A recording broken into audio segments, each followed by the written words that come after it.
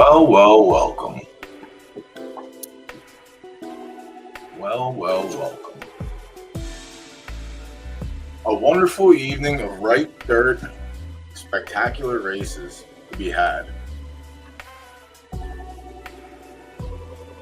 By spectacular, I mean shit. But we should get full field, so that's a good thing. And we have a new strategy to attack since these benchmarks are last 12, or not last 12, but 12 to qualify. In my head, I imagine that the only races that will show are benchmark races where they are pretty much running against each other to begin with. And if not, they're running against similar companies. So there has to be a couple standouts to me. I feel like if you're running good in benchmarks, you're going to run good in this race. And if you're running pretty poor in benchmarks, you're probably going to end up doing poor in this race as well. So there's going to be a little bit of strategy behind that one. We'll work on it. Fucking know. We'll attack the same way we always do. And then the last three races we have the championships. So the one thing I do know is one major stable has been left out of the championship races due to we'll call it negligence. You know, some might not want to use that word. I'll call it negligence. So there will be no tombstone entrance in the Right Dirt Championships today. Whether that was strategy on his part or he was actually playing poker for 18 hours straight is yet to be determined. I guess I'll find out tonight if he ever dips in the chat. But while that's on the docket, this will be the last week of the season as well. Yeah, that's what he says, leaving some for the people, but let's be honest. When you're the stable size that he is, you're not leaving anything on the table. But I do understand missing it. Right, Zook forgot to enter the left turf championships last season, but also Zook isn't running a couple hundred horses, I think. What Sauer's up to now? He has to be up to over 150 racers. Stable size is probably giant, but like actual racers, 100, 150. Let me take a look. It could be lower, honestly. I don't know if he sold. I don't know what he sold and what he hasn't sold. All right, 1,200 horses, 200 racing. Yeah, 150 was about right. Now, just to see where... Wow, he's got unraced S's in here for 1,000, 1,200.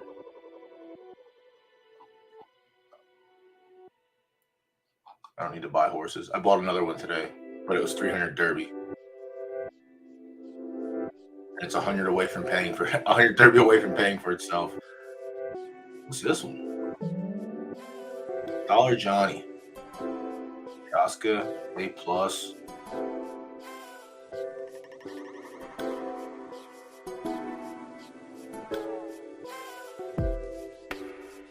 Big Mac's good. Ferrari's good. A Macarena's good. Dayton's good.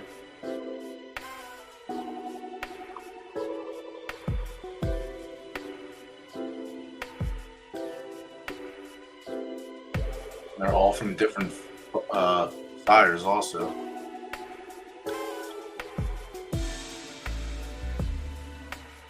He mashed the prefs up. That's the only problem. But it's really not that big a problem.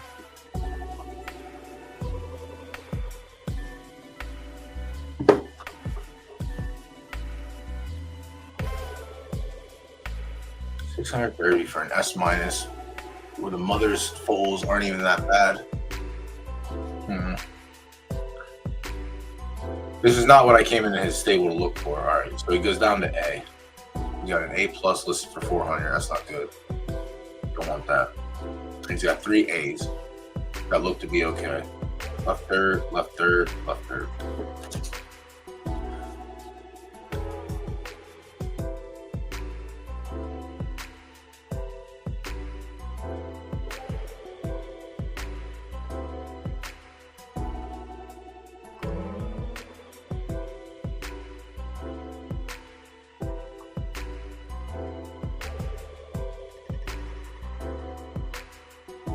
wonder if I'm supposed to try and qualify with a left turf horse. I feel like you spike a second, you're in. If you spike a win, you're locked. I guess it's something to look forward to next season, huh? Potentially. All right, let's Google Classics.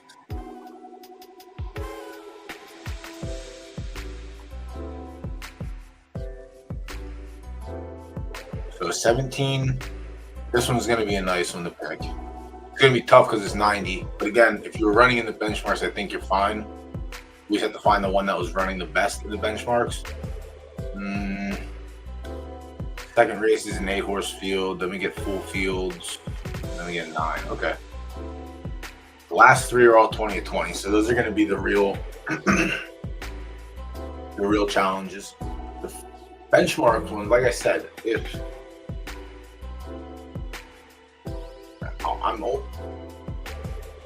you had to run 12 to get in, I imagine all the previous 12 races on most of these horses are going to be benchmarks.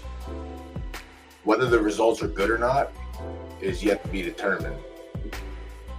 But good runners in benchmarks are probably going to be the ones we favor, obviously, over a horse that's been running pretty average minus in benchmarks.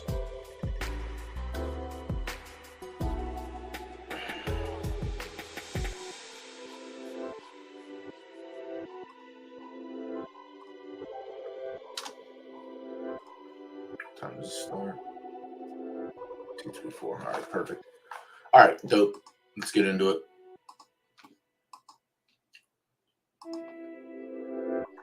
Twitter.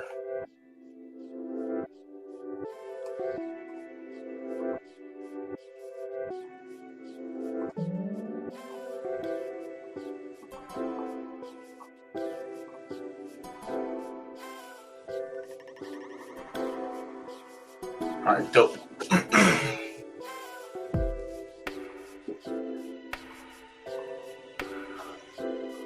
So the first race is the 90. All right, this one's going to be a wide range. So the other thing here is we're going to try to find the horse with the closest fleet figure to 90, I think.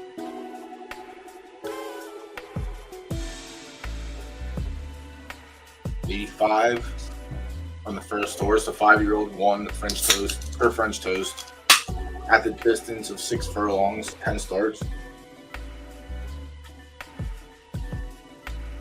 On the board 70% of the time, but only 1 win. That's the rough part. Let's see, more of a mid, so 7, 8 probably have more wins stacked. Not really. 2, 4, 6.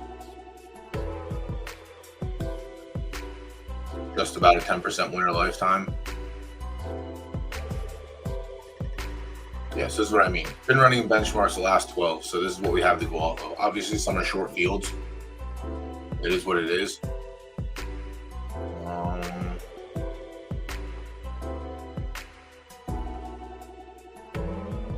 What was the condition? Good.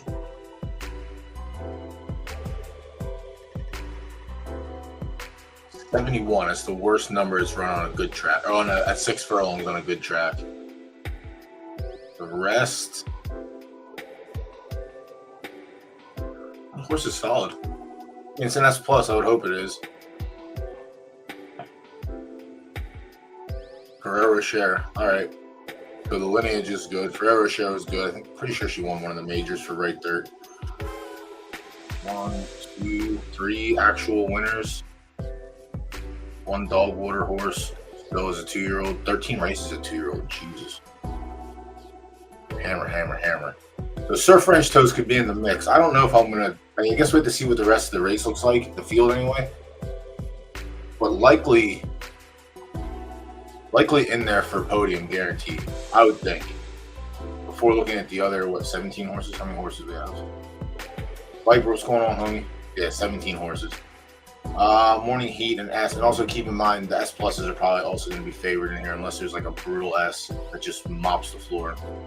Morning Heat to 2, 2 wins in a second, 8 attempts at 6 furlongs, 3 wins at the condition with the second and third to go with it.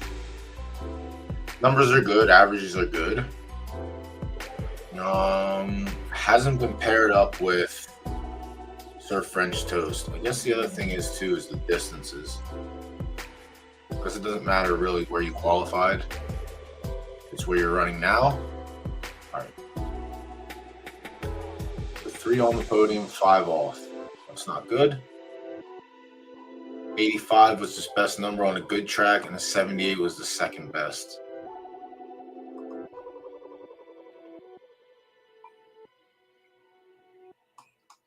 Win in a 6-horse field, 74 max. Win a 10-horse field, 73 max. All right, so 2 wins. 1 win.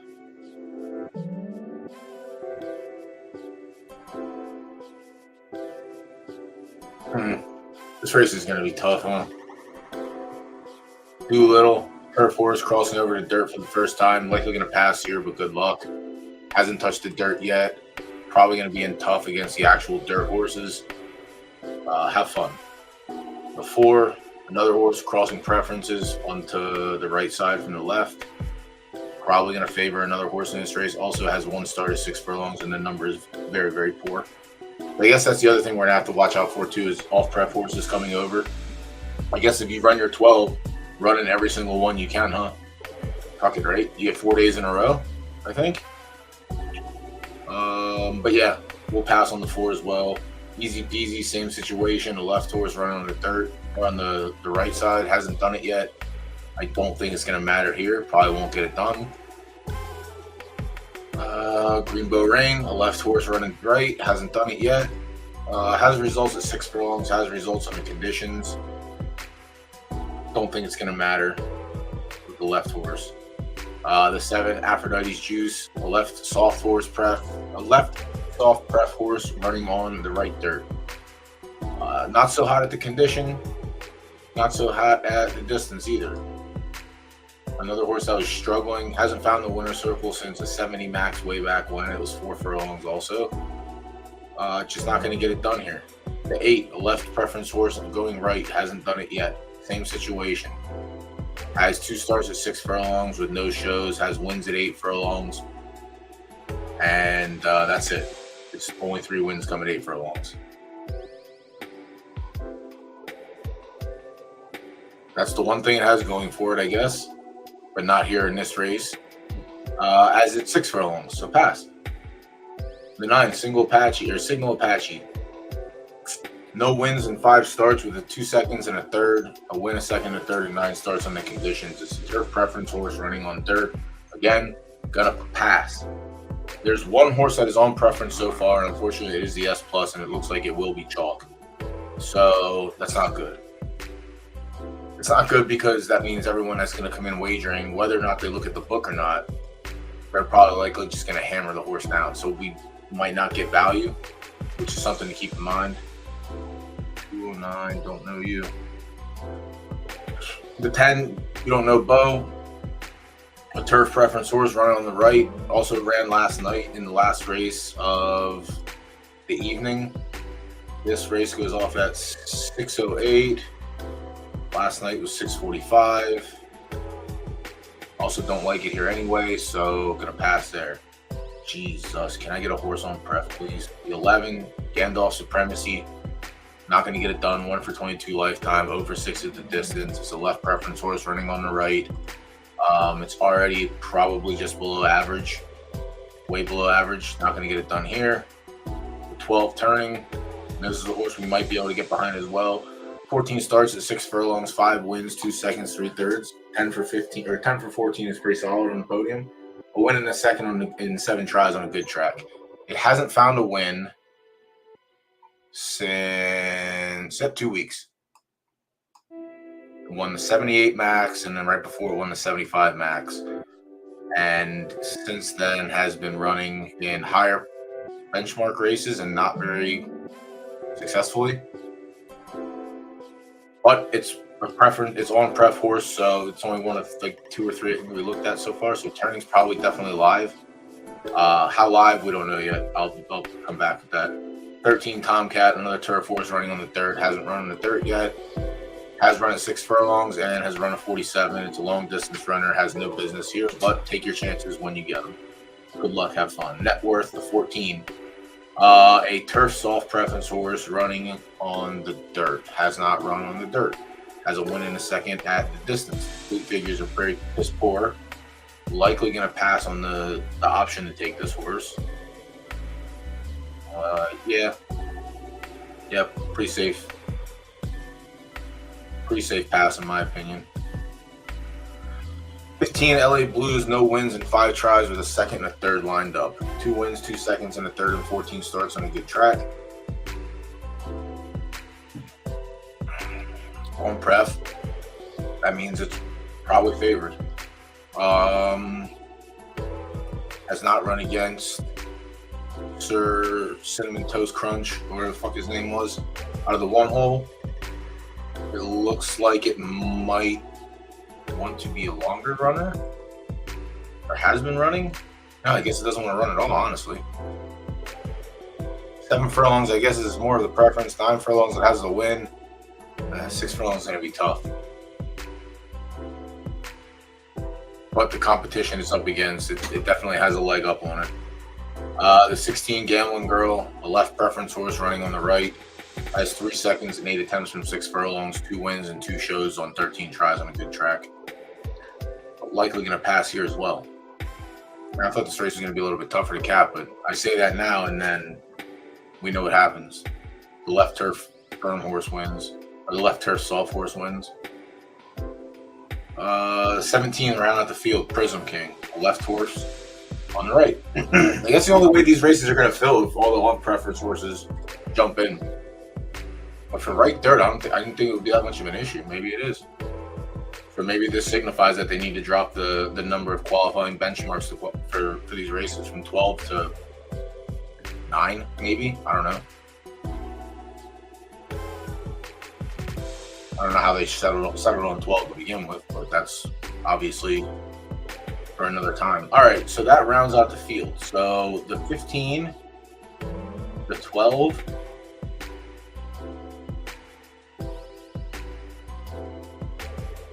two and the 1 are the only on preference horses. So with that said,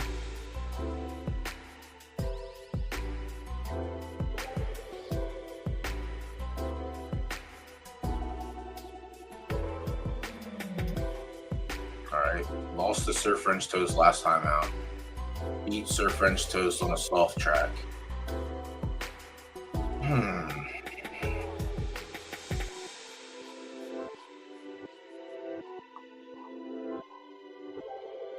LA Blues.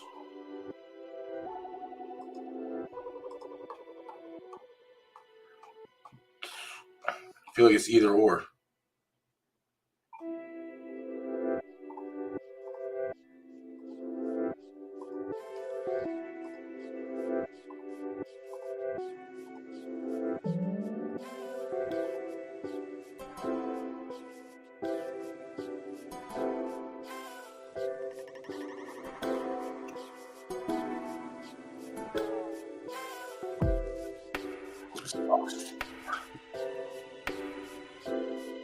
That's the issue with having all the off-prep horses in here. It really singles it out the 4 horses that are actually playable, and one of those 4 horses has to be better than the others.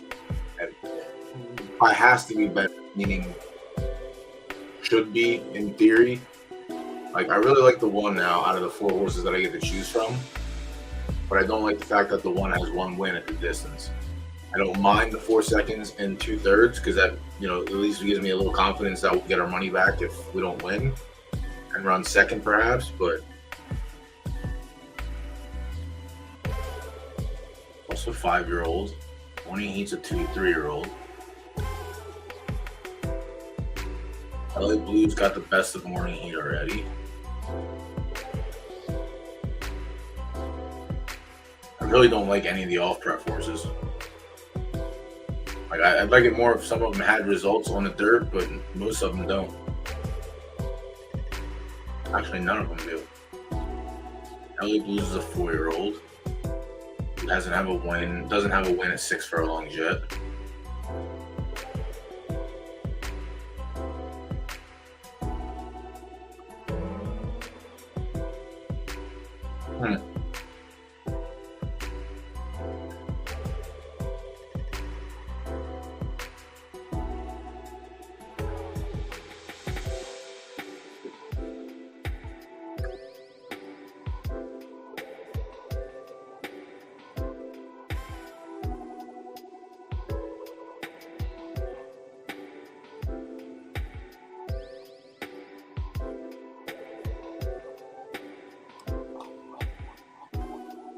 Am I gonna be the 12 or the 1?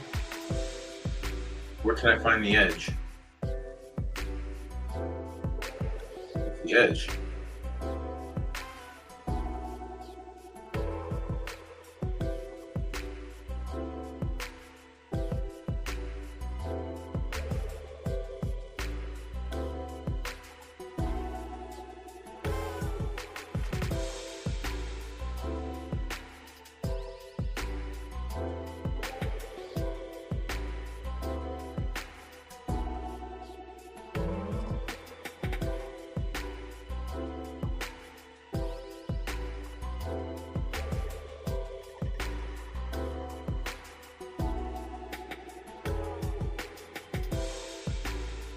I think I'm going to fade the chalk. I feel like chalk's going to be the one no matter what.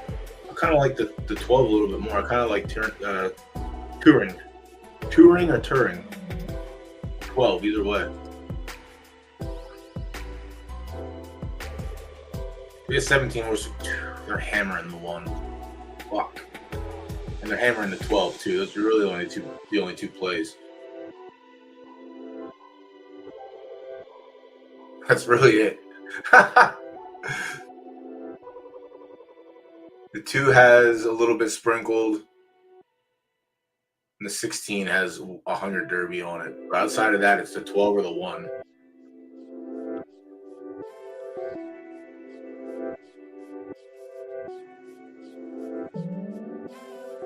All right, let me see if I can do this here.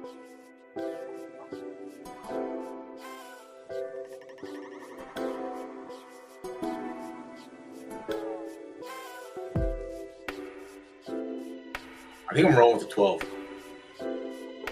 Not really fading. I mean, they're both chalk. One of them's going to be chalk, but I think I'm going to go with the 12. I like the numbers and the consistency of the distance a little bit more.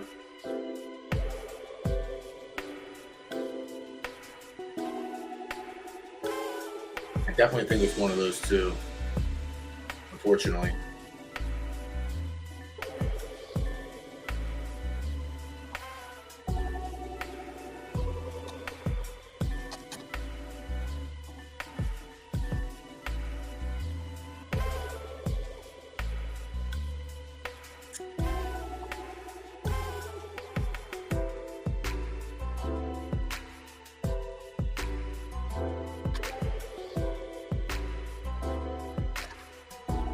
All right. That one wasn't that bad. That was like a 20-minute breakdown. Rightfully so. There's 17 horses in that race.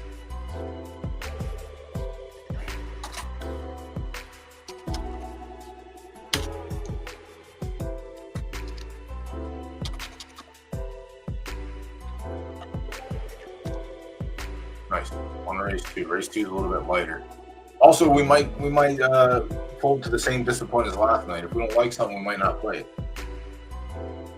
Which kind of saved us a little bit because we didn't bet every race last night. We bet 3, and that was good enough. We ended up profitable. It was pretty dope. So we got about 4.34. Yeah, it's really just a coin flip between who's going to have morning line favorite or closing line favorite odds. But other than that, 48K, nice purse. I think I might be able to have one for the left dirt, but I don't know how live I'm going to be. For the 70. I got to hope anyway. Actually, that's a good thing to check. That race runs tonight, right? It does. I just have to hope that it sucks, man, because now I got to get this horse's fucking benchmark number down to 70. It's so hard. 1, 2, 3, 4, 5, 6, 7, 8, 9, 10. I need to get 2 more. And when is the left dirt? The left dirt's on Saturday.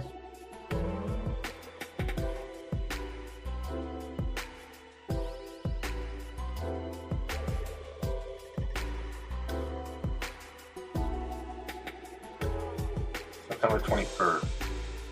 So that runs today. That's 11. I get one tomorrow at 12, and then I have to try and get down to. I'm gonna have to run at 7 furlongs. That's not good.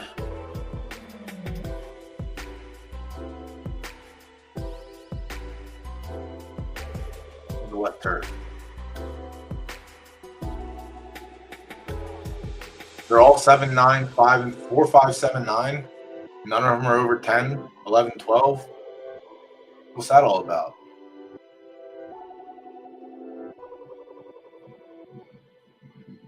What's that all about? Ay, ay, ay.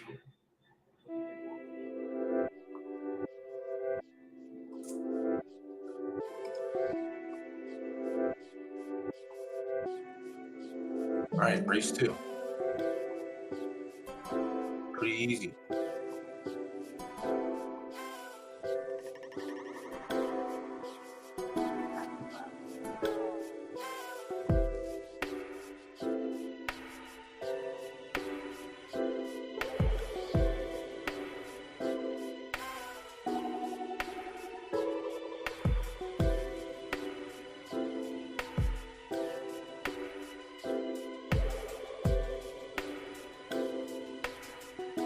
Shit.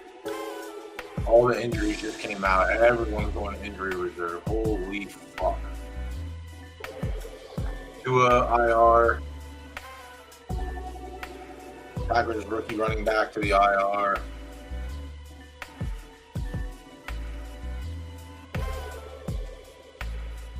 Dolphins need to go out and get Ryan Tannehill back, I guess. Gotta do something. Jeez,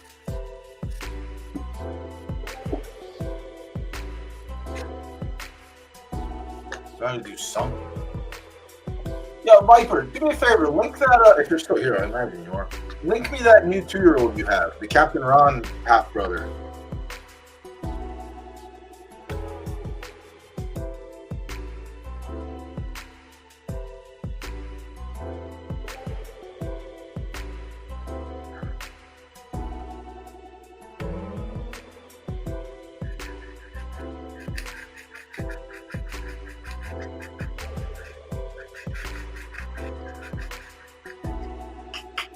Maybe.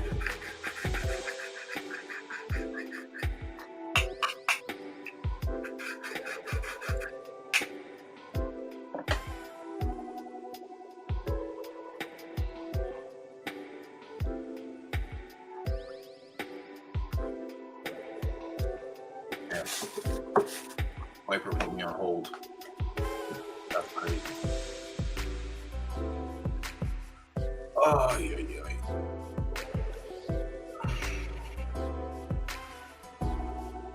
Still too early for anyone to roll in. I imagine people will start jumping in at like 5:45. But that's all right. That's A-okay. Yeah, we're gonna have to go through it here too. 5 furlongs right there, sloppy for race 2.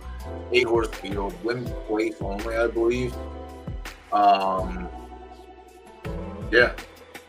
This is the benchmark 70. Wow, he got it down to a 70 on the dot. Right? Or is this a 90? No, you got to a 70. Teach me your ways. Oh, wise one. I mean, the horse is shit anyway. But teach me your ways on how to downclass. I'm an expert downclasser from the Z days. I need to get 71 to 70 without fucking ruining my numbers and going to a 73.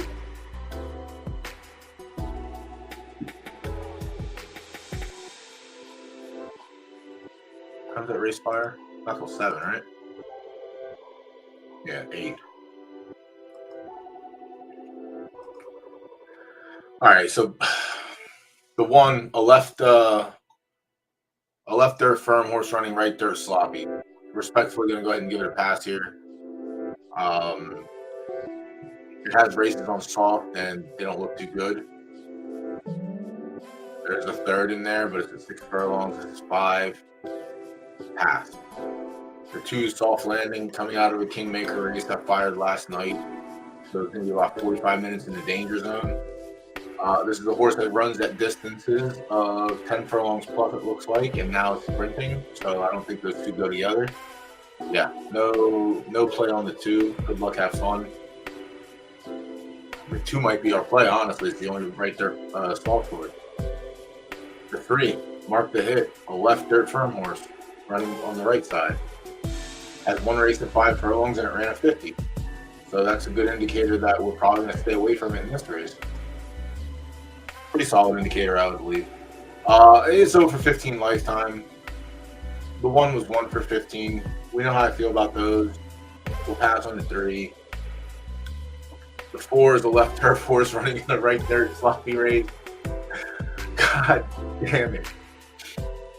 I think this horse is more of a mid than a sprinter. If it was a sprinter, maybe we can consider it a little bit. Yeah. All right. Perfect. This game is great. I love it. Pass on the 4. The 5 is a left horse running on the right. Has 1 race on the right and it ran a 51 fleet. So do not take kindly to it. But it was also 10 furlong. He does have 2 results at the distance, a 2nd and 3rd and 5 third and 3 tries.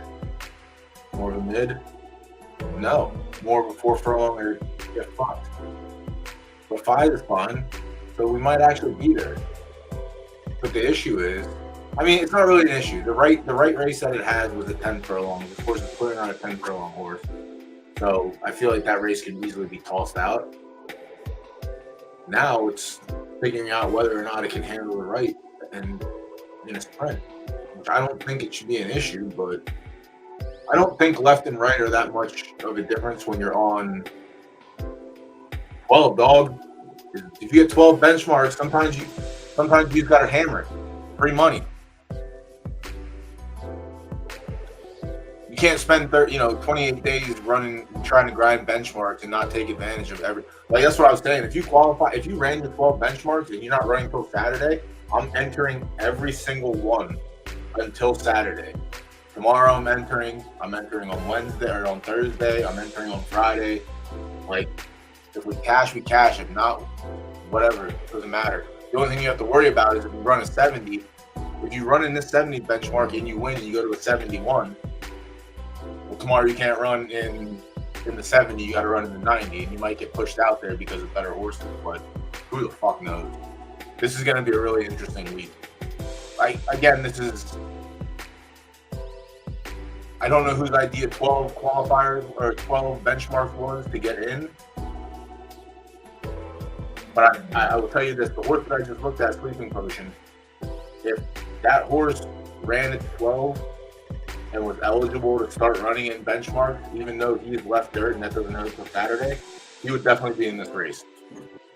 And if you still held a 70, he would be in tomorrow's race. If it's on the turf, I don't care. If it's right, left, snowing, fucking typhoons, sandstorm, hailstorm,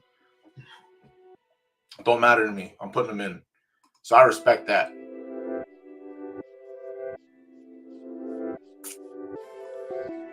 Yeah, so like I imagine this horse will be in, assuming it holds 70, it'll probably run Saturday as well because it has the benchmark qualification. Once you trigger 12, yeah, I think 12 is still high.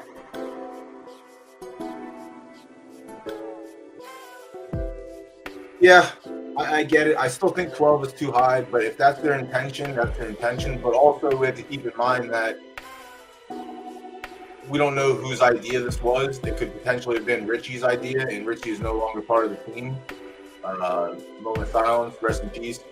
And if that's the case, maybe like I hope with the removal of Richie that they don't take everything, throw in a fucking blender, and reshape it. Try to reshape it. I hope they just take what we have and make minor tweaks. Because, like I said it last month as well. With these grade restricted tournaments, I am breeding actively for the A minus. Like I'm breeding for those. So the next 3 months are literally planned out. If they all of a sudden switch something up and take those away, it doesn't matter if I'm unhappy. I have 60 horses in my stable, but I'm gonna sit. You're not gonna hear me not say anything about it. I will sit up on stream and I will rage about it. But that's that's not here or there. I definitely think that 12 is way too high though. But if their intentions of having it high was to keep people out of the Kingmaker and keep people out of the grade restricted, then sure. You're essentially putting 4 different paths in front and saying pick one and stick to it. And if you can jump to the other one and be successful, great. If not, at least you got this one.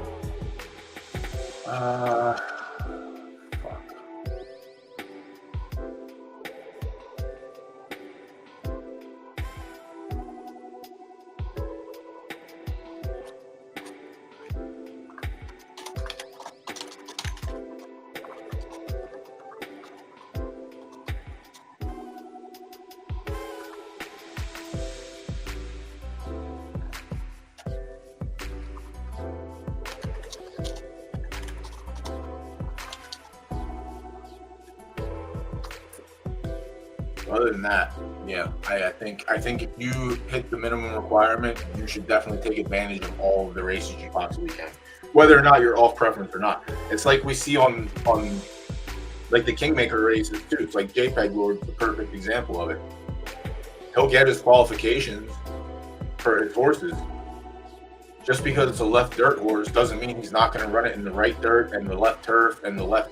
He's going to do it because he qualified and he met the credentials. Running 3 graded stakes, and you are eligible to run in these. Okay, I'll be in the ones that I can be in. I don't know how he's doing it for the S, like the letter restriction stakes, but I also don't really see the F and S minus and S plus. I kind of like the A and A minus. I really like the A minus because I think we did pretty good on them. We got destroyed the last time around, but what are you gonna do?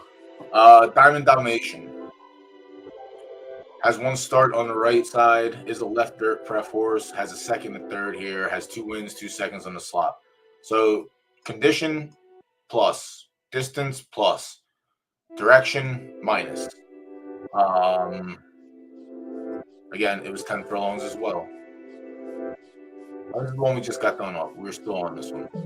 So the sprint is fine. The direction might be, it might not be a 51. Again, this was 10 furlongs. This horse is a sprinter, I believe.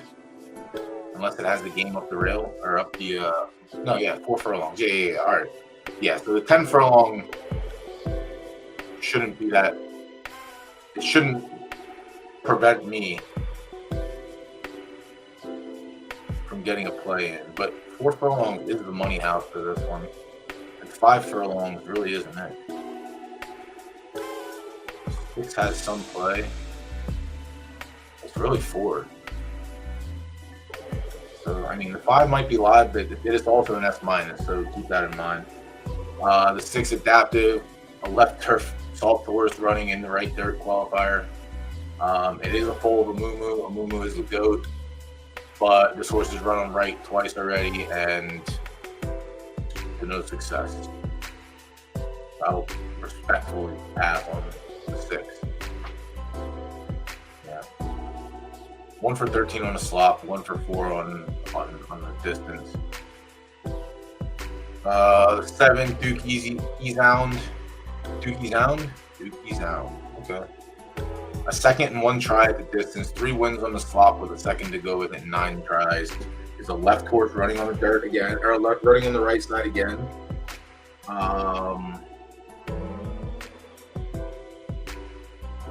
We'll see. More of a mid, 7, 8. 7, 6, a little bit of 5. 5 wasn't too spectacular. So another S minus. Where's the 5 at? 5 was a 5 horse field. It ran second. It out-preffed. Just out-preffed the bad horses. Oh. 8, another left third horse, running on the right. Fuck Jimmy Squarefoot. It's 1-for-1 at 5 furlongs, and its sloppy numbers are very good. Okay.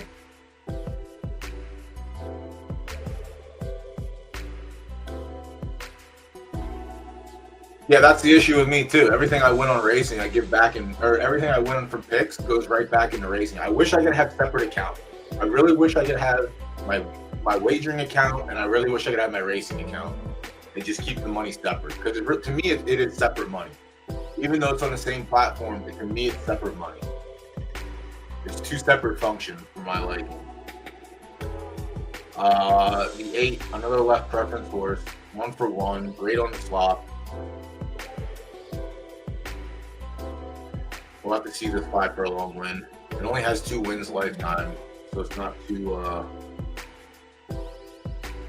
I'm not too enthusiastic about it. It was a 5-horse field where it beat the other S- we just got done looking at.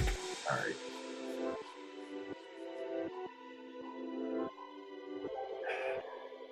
All right, so that's all 8 horses. Which one's on pref? Just one horse in the race? Just one horse in the race. All right, so this is a very fucking degenerate race, and I don't know if I want to pick it.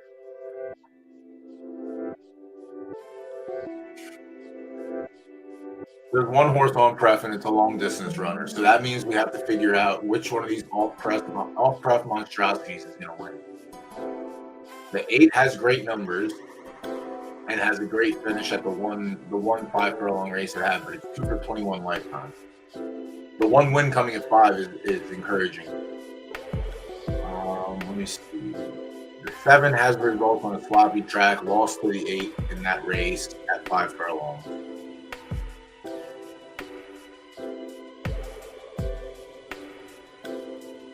I might pick the 8.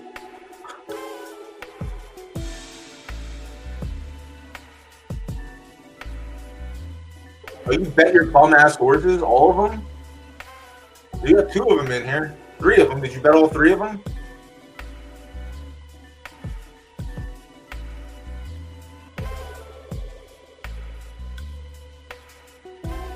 No, you didn't bet a single fucking horse. I told you to bet. Just look at the pools. There's only one play. The 8, the horse I was originally going to pick. This race sucks. I might not pick this race. I don't want to lose.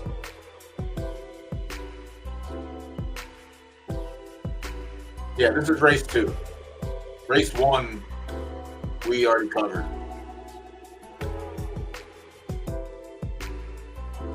Is that all right? So now that you're here and you have all these horses qualified for the benchmarks, assuming you keep the 70 number stands, assuming your horses hold 70 into tomorrow, are you going to enter those as well? And then the next day, assuming you hold 70, and then the next day, are you just going to hammer all 4 days? Because that's what my plan would be. Right before you got here, I was talking about it. Like if I met the requirements for 12 benchmarks, and starting today I was eligible to race in all of them, I'm entering all of them, assuming I can hold that number. Might be, yeah. Yeah, obviously.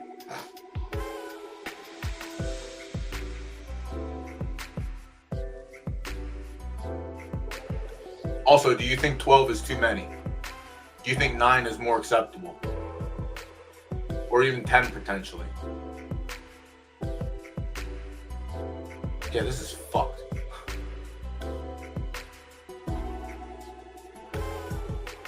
Oh, 16 fucking great.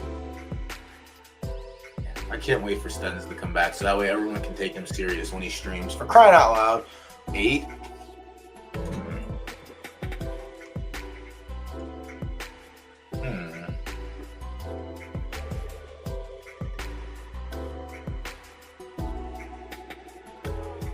What does that make you sacrifice that? Well, that's the thing. So if the majors stay the last week of the season, they changed it to 8.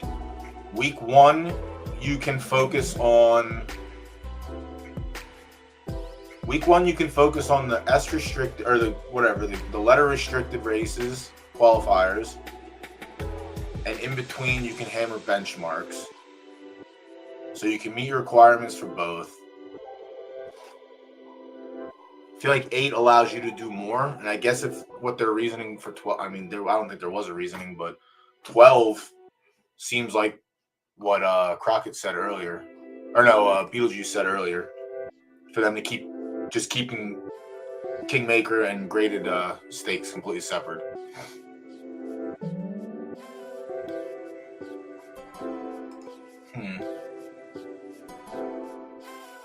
Is that true though, or is that just your opinion?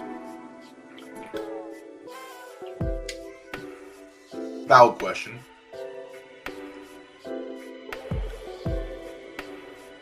Yeah, I'm at 11 right now. I'll run my 11th today, but I have a left dirt horse, so I can try and get in Saturday. But I also, the first 3 races of the season, I ran 2 claimers and like an allowance or 2 allowances, so I sacrificed 4 races right off the bat, or else I would be in the spot that most are in, where I would have entered my left dirt horse in the right dirt free roll today. And then if it held 70, I would enter it tomorrow as well, and the next day, and the next day.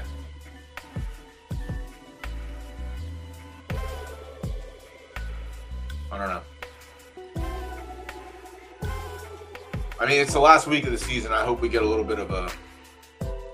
There's too much shit going on right now, dude. This fucking conference or whatever, everyone's paying attention to that. The schedule's literally due in a few days. Like, there's so much. It's the end of the season, all the majors. God, I can't post links in general Discord. What the fuck? I didn't get my fucking tooth drilled. I gotta wait till next week to get the son of a bitch drilled. What a bad time for everyone. Fuck. How am I gonna pick this race? This is such a degenerate race. This is legitimately a degenerate race. If I pick the 8, I go against everything I believe in, because fuck Jimmy Squarefoot, especially fuck him even more now that Sten's is here. Jimmy Squarefoot's a fraud. Sten said he was a building block. I said he's a fraud.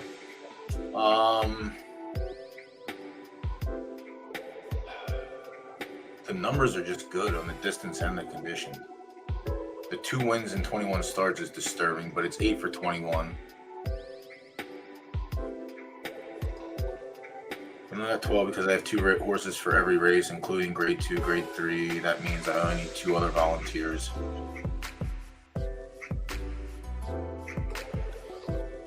Fair.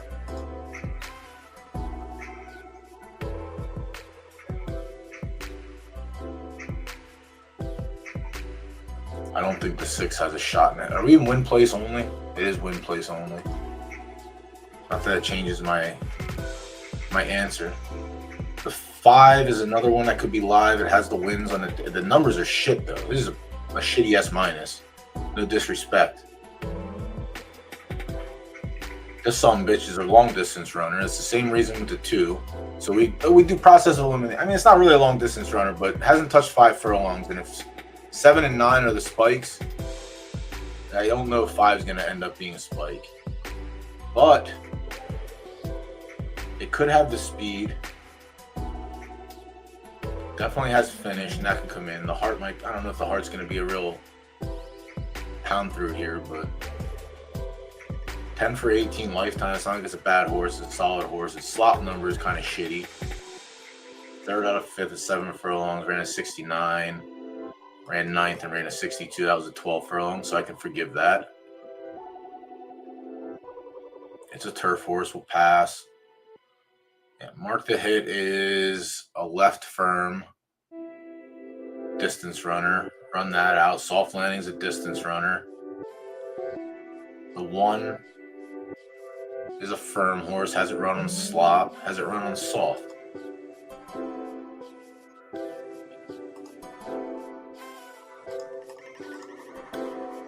It has. It's run a 73 at 6 furlongs, and then it's run a 65 at 4 furlongs.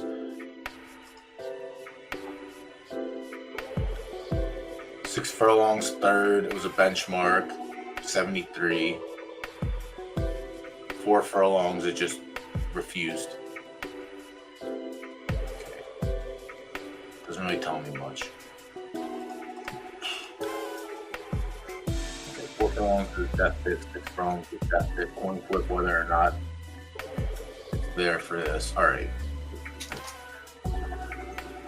So the 1 could play a factor. The 2's out, the 3's out, the 4 is completely out.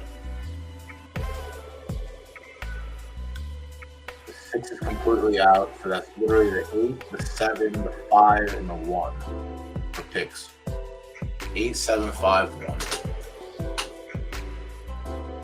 5 has results at the distance and the conditions, but the numbers are dog water.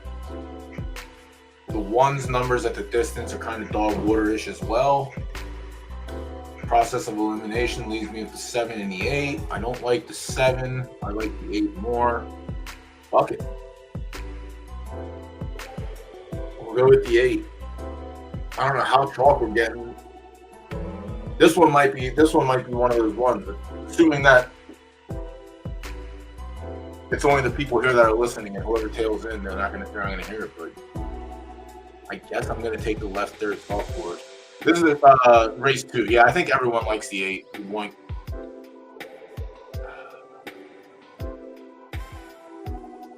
Race 2. Yeah, I feel like we're gonna get chalked out, but we'll find out. You got an hour and 10 minutes until the pool closes, and now with eyes actually on the field, it might be a little different. All right, we'll hold the stakes. It's not that much. Fuck it.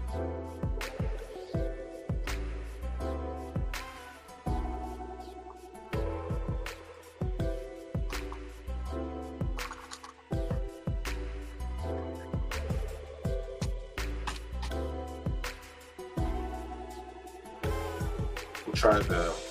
It's crazy. That's not a big.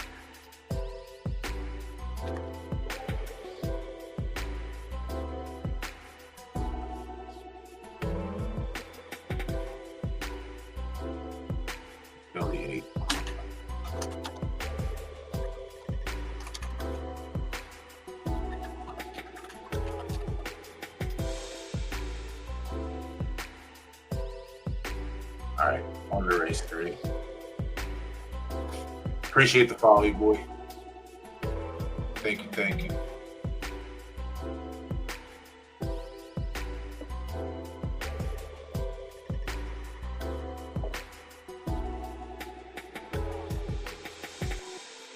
It's either these benchmark races are going to be fucking gold mines for us,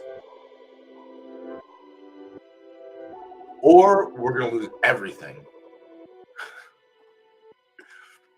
There's no way. It's one way or the other.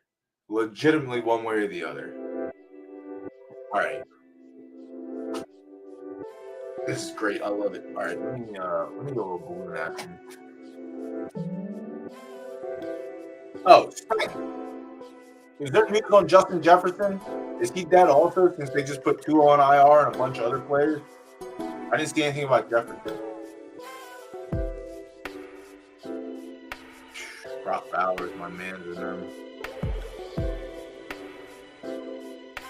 Scrolling Twitter. Yeah, make sure. All right, Kareem Hunt signed. That was obvious. I still think it's Samaje Perine, but that's me.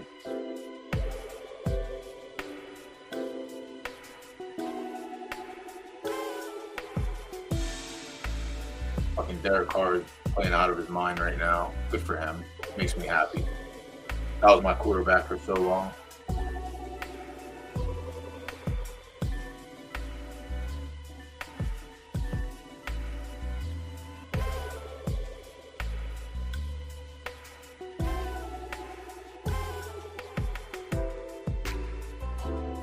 Forrest Buckner just got put on IR for the Colts. Jesus Christ, dude. This is like the most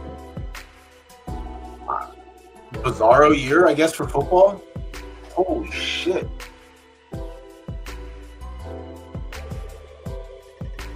Tua went on IR. I mean, it doesn't matter for you, but the rookie running back for the Packers, Marshawn Lloyd, went on IR. DeForest Buckner just went on IR. Debo's dead.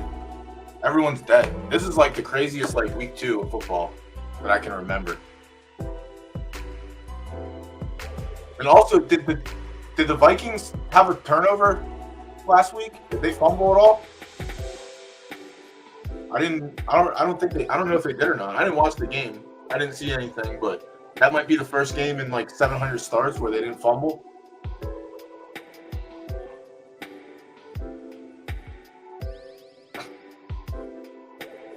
Koza, what's going on? Yeah, for the soon to be winning.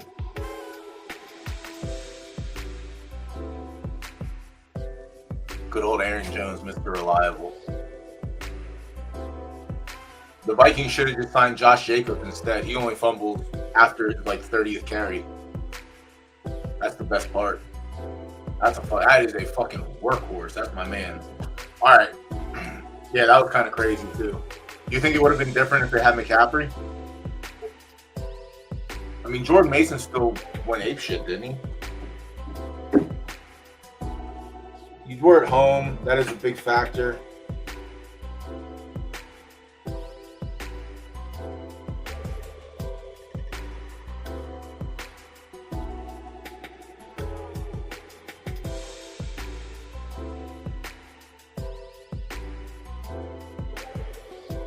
Yeah, Mason had 20 for 100 still. Jesus Christ.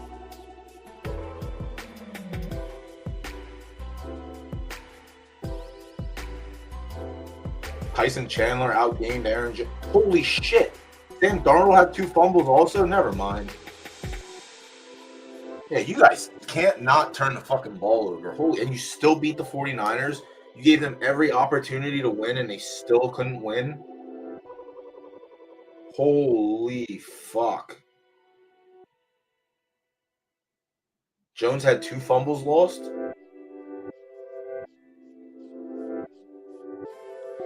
Sam Darnold's still Sam Darnold, just a better looking. I mean, I feel like the defense was always good though.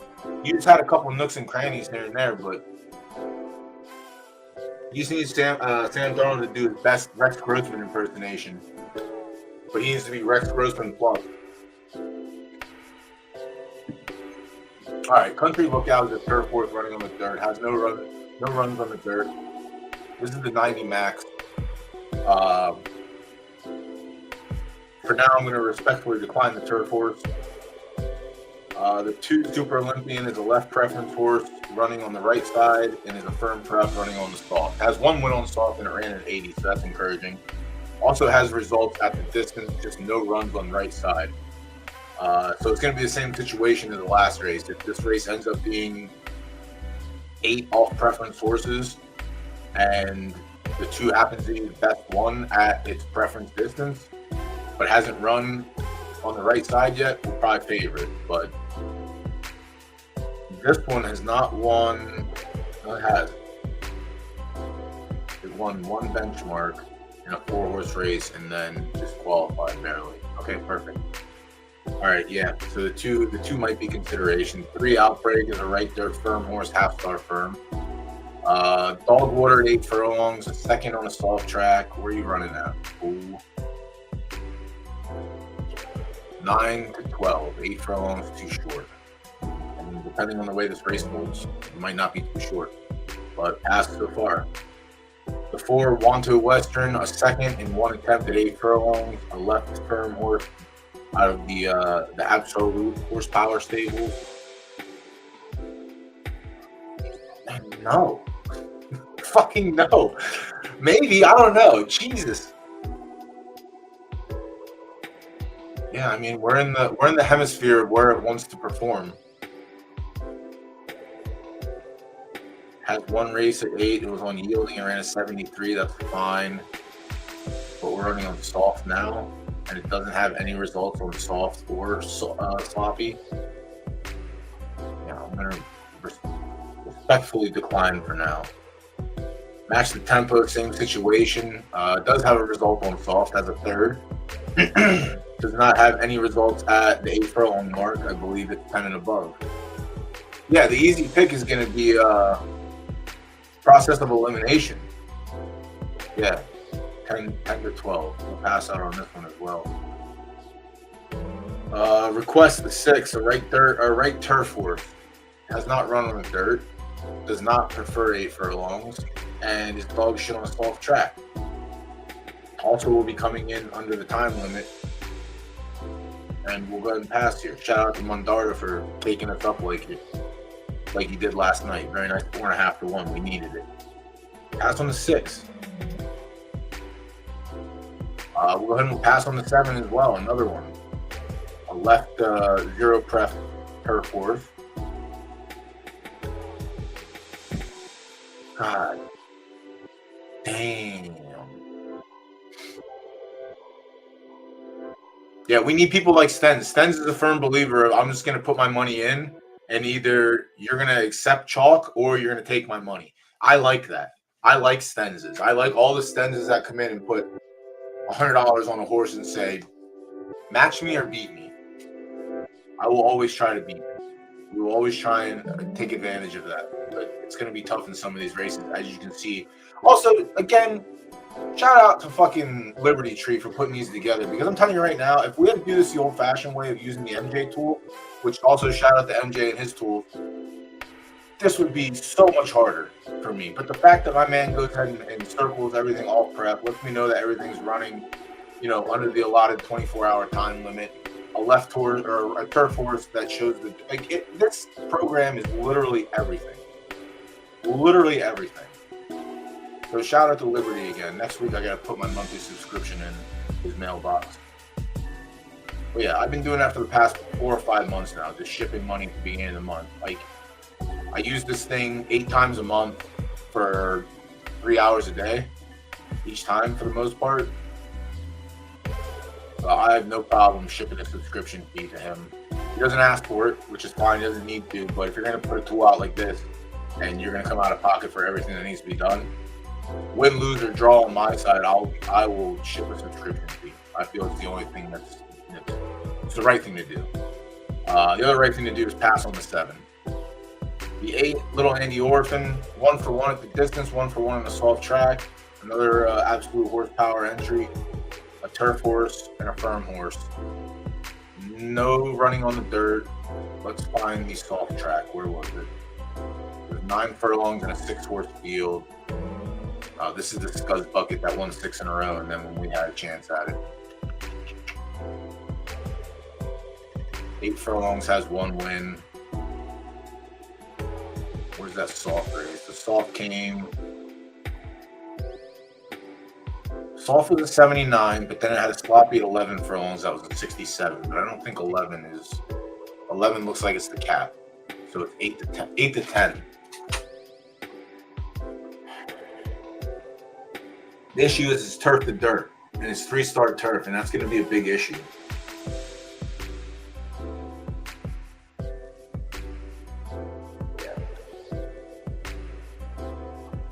Yeah. Royal Tides. If we're being the captain obvious of the class, it's Royal Tides probably. 4 starts at 8 furlongs, a win in 2/3. 5 tries on soft, 2 wins and a third. Then it's wheelhouse. We've seen the right dirt horses perform on a soft track before.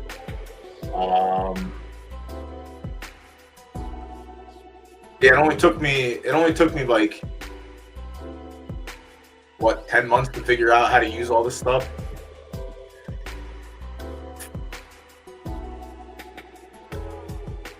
Nine and 10 are the spikes. It has results at 8. It has a win in an 18-horse field already. It has everything. It won the S restricted, and it got mollywopped in the 3rd-time championship. Is it going back in the 3rd-time championship? No. It chose to qualify. Oh, I guess it's 3-year-olds only. Never mind.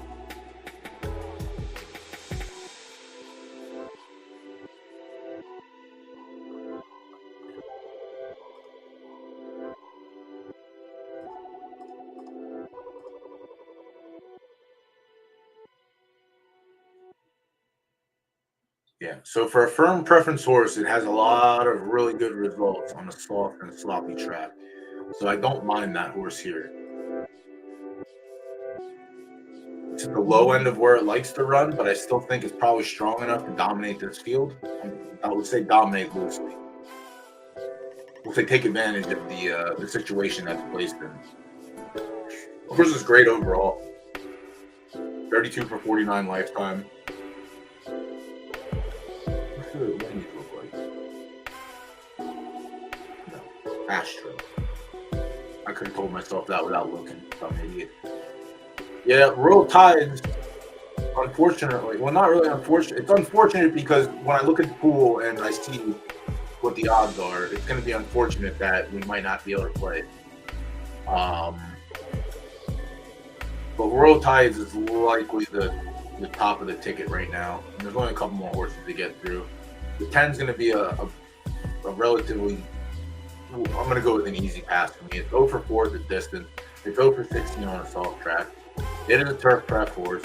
It has 2 races on the dirt. One of them came in a win. So let's find out. Let's see if we can find it. It was a 4-horse field way back when.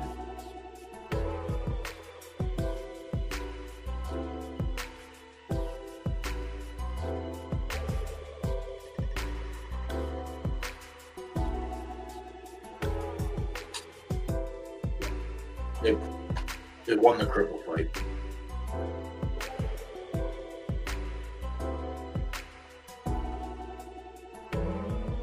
Yeah, he won the cripple fight that day.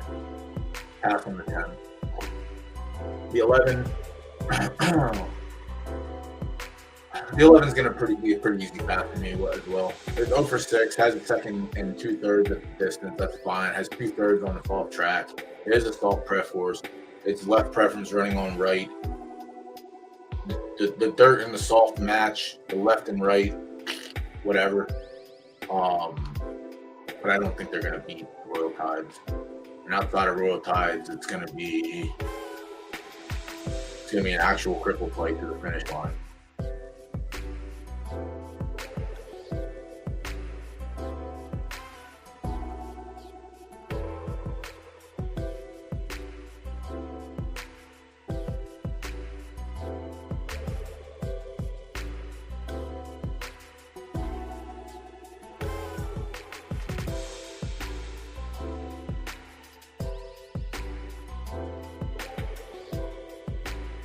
In the soft finish, we finished 3rd out of 11 with the 76. Sloppy ran a 71. 76 is fine. Yeah, I think it's a pretty outbreaks on preference with the right dirt, but it's not on shit. Too short. And Super Olympian is the other horse I like too. So it's one of the GVG horses.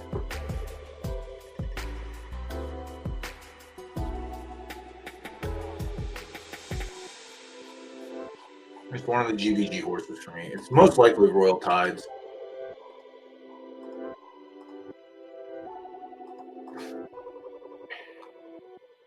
Super Olympian does have that spike though. The spike is nice.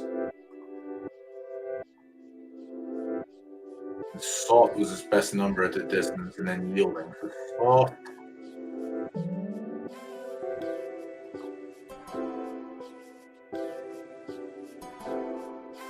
It might be Super Olympian. It's definitely one of the GBG horses. We'll put that in the universe as it is. Supersonic was a great Gen 0. Tide has obviously a better race record. Super Olympian has the age gap. Super Olympian also has the consistency at one distance and one distance only. Royal Tides is more of a 9 or a 10 furlong horse, but has the results. So let's have the win in the 18 horse field. This isn't an 18 horse field. Doesn't have a win over a 6 horse field, so that's something to keep in mind as well.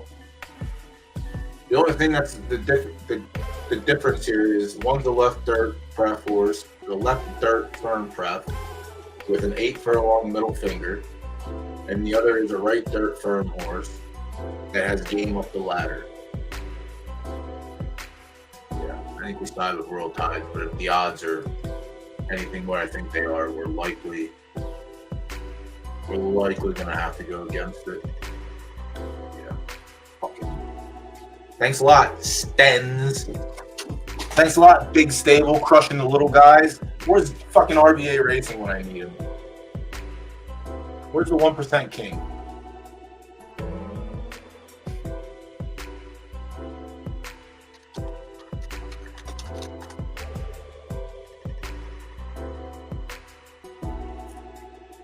Viper, thank you for the gift and stuff. Appreciate it. Shout out to Nightburn for picking that up.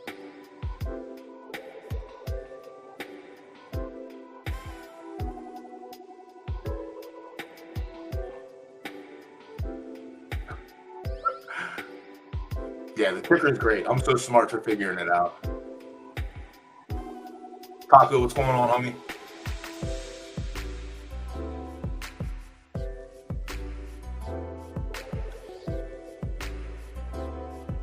I didn't run a single horse in the stable since week 1.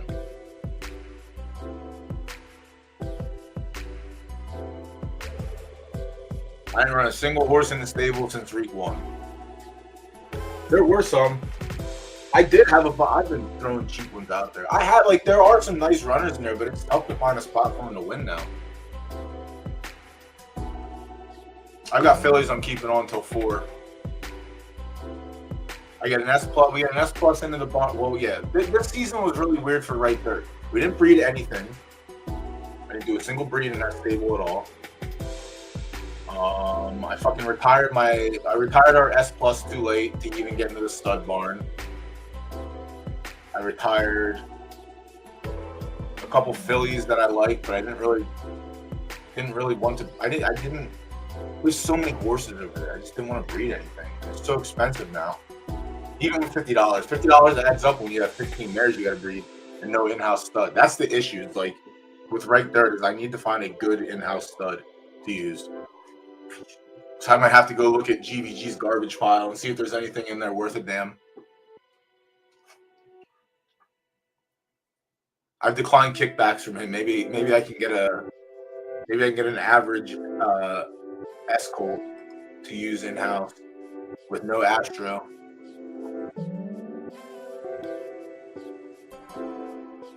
We can count that as a kickback. No, I'm not gonna take my S mares and breed them to A pluses. Like I'm gonna take them to S's. That's just what's gonna happen in that stable. In my stable, I'll take my S minuses and I'll go down to an A or A plus. That's fine. But in that stable, particularly, I am not going backwards. I'm not going down the ladder. I'm always just gonna go up. And that's just how that's going to be with that. All the S's will go to S's, and they're not coming down. Can't do it. I want to do it. I'm already playing hardball. I'm not going to drop down because now in the lower grade level, it's like playing hardball too. I'll just stay in one of the hardball fields the whole time. Fuck. So there's an hour. World Tides is the play. There's an hour. Nothing else is going to get filled in here. That's the issue. But we'll find out. We'll see if someone tries to play kick the can. And we'll just come back and wait for this one. But yeah, I'm not breeding. I'm not taking my S's down to anything below S. That's not how you win majors.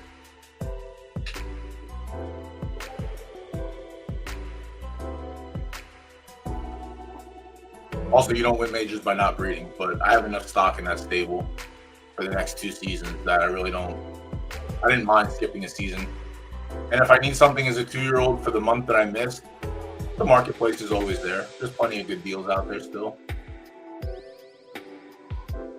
But yeah, my personal stable, I have no problem taking my S minuses and bringing them. I did it last season. I bred my S minuses down to my A's to try and end up with like a solid A or just below an A plus.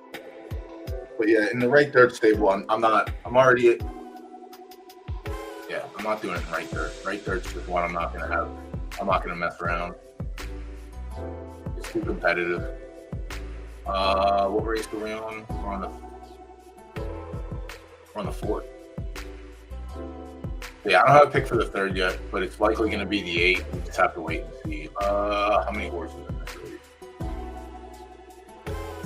This is a 9, so this will be relatively easy.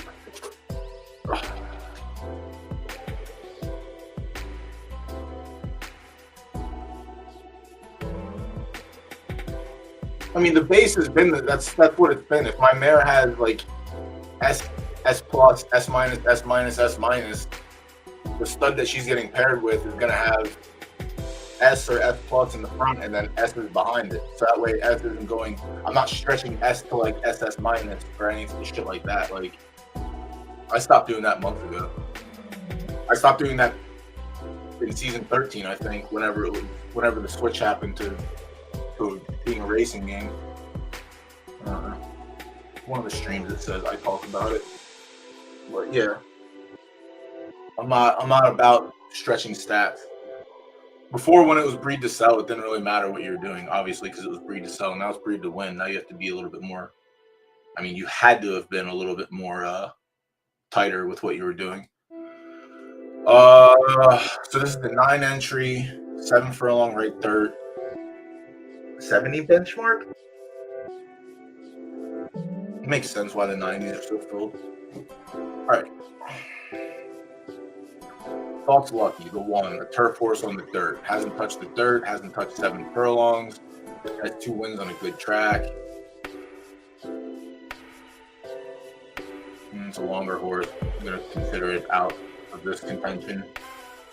Anarchy in the UK, a left third horse running on the right third, has no runs at right, has a third at the distance, has 1 win and 1 third on the condition. 3 for 30 lifetime.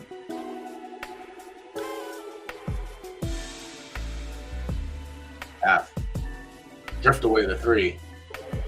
Out of Buckeye, a left third horse, 1 win and 1 second in 7 attempts, no wins and 12 starts on a good track with 2 and 2 behind it. Potentially a podium, but probably not. I mean, as it stands right now, probably podium. The 4 Connect, 1 for 12 at the distance, 0 for 18 on the track conditions, 1 try on dirt, and it was no good. It was a soft track, ran 8th, and put up a 76. How much there, but it didn't like the dirt, so we passed on that one as well. The 5, the triple off pref horse. 1 start at 7 furlongs. Give me a second, I gotta mute.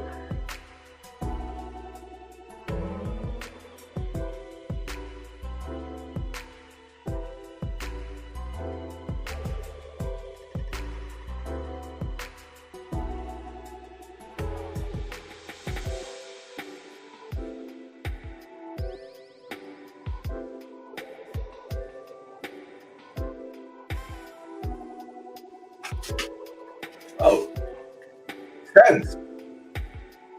In case you wanted to have some salty rubbing, Taco's a 49ers fan, so have fun.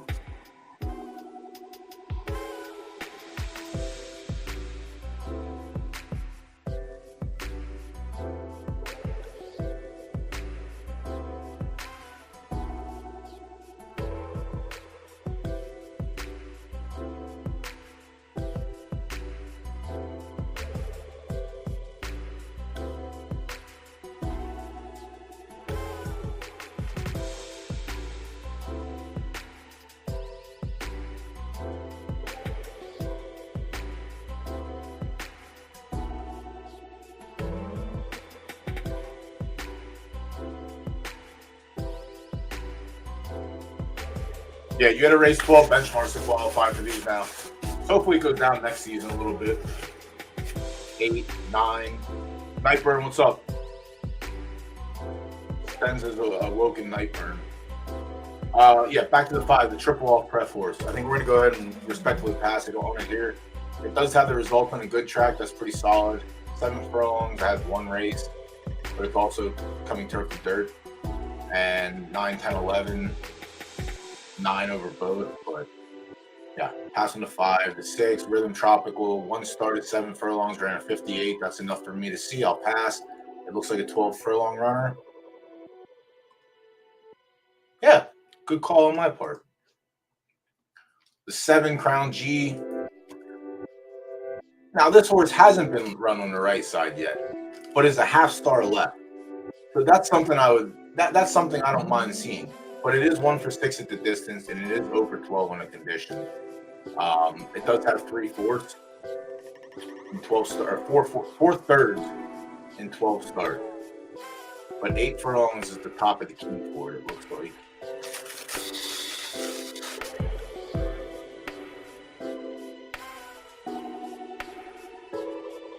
good result is yielding.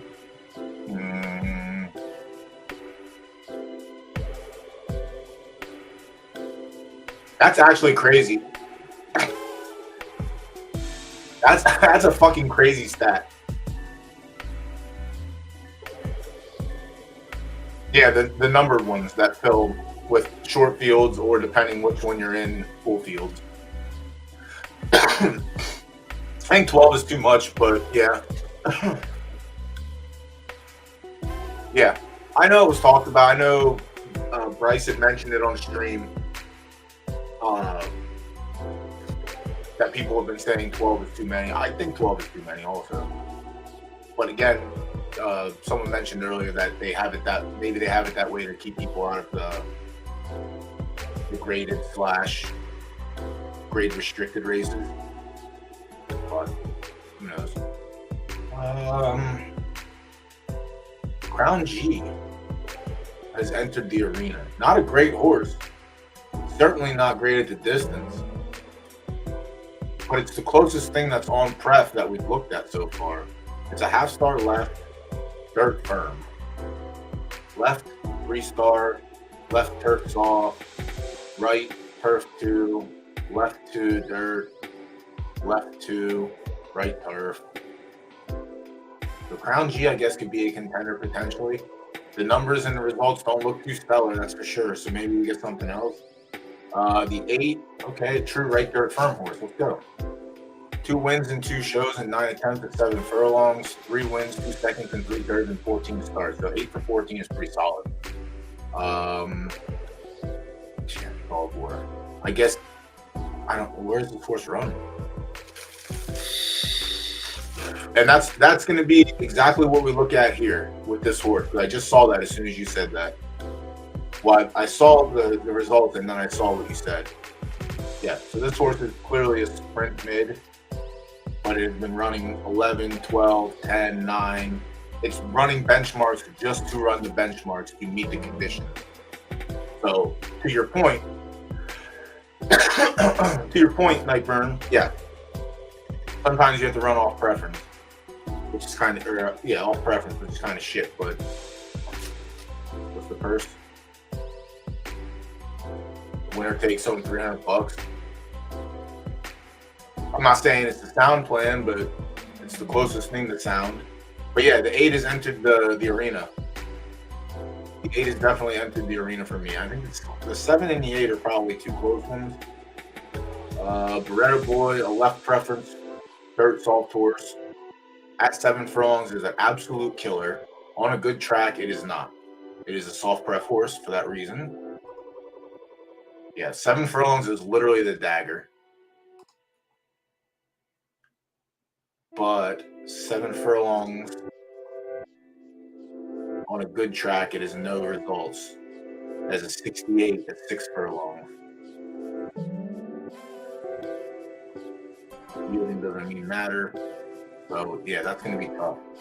Actually, it has no races on at 7 furlongs on good. It's yielding. Yielding, soft, and sloppy.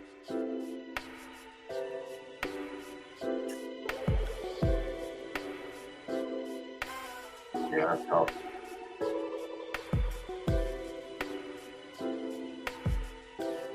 Based on the results of the distance, you probably put it like just close behind the 8 and the 7. And that's going to round out the field. So honestly, I think the 8's probably the play for me. It could be the 7 just by a little bit. But I think it's still the 8. The issue is the S-. But it's also on prep for both situations. So let's take a look at the odds.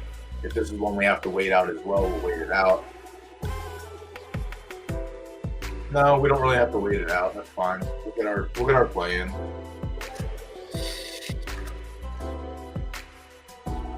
I don't know if it's going to be. I think I'm going to wait for the larger unit sizes for the majors. So we'll probably just be moderate.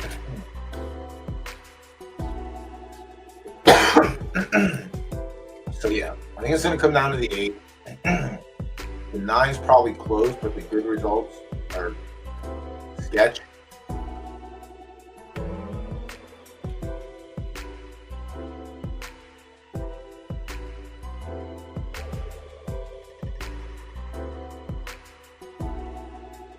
Yeah. Yeah, gonna be 8.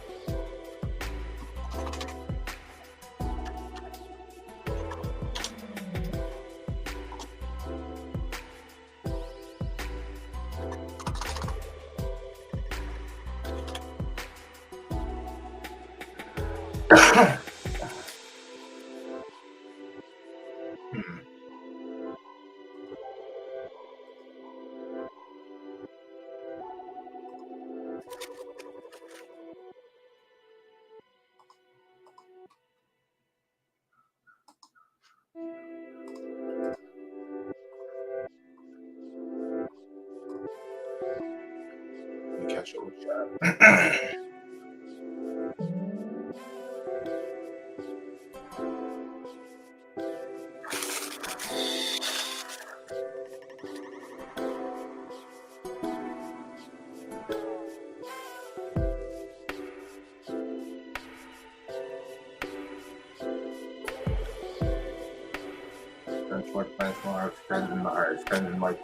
Stens and Nightburn having a nice conversation. I don't need to interview. All right, 3rd time championship sprint. Hopefully we get to the real races now. Give me a sec.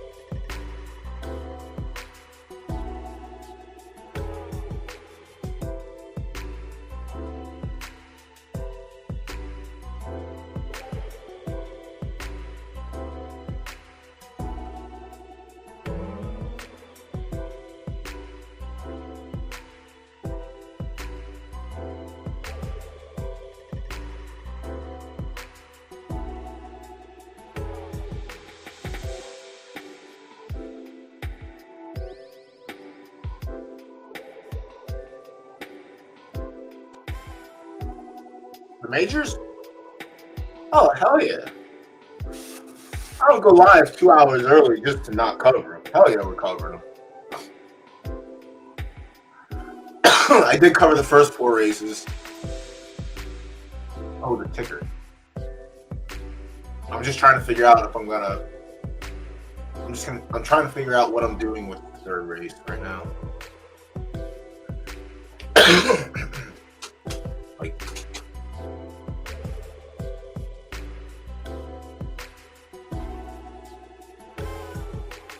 Santana, what's going on, home? Oh, I guess 50-50. I had to go to the dentist today. I thought they were going to drill my mouth. Instead, they put some plaster schmooks in there until next week. And next week, they're going to go in and fuck my shit all over. So that's going to be great. Other than that, 50% good, 50% shit.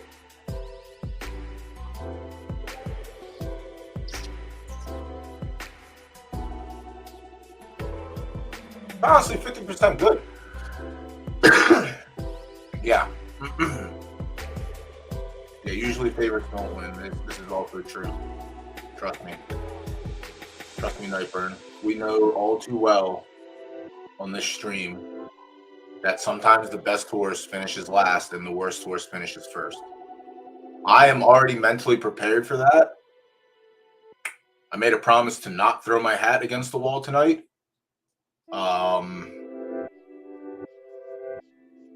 But I also have my fingers crossed. So do with that what you will.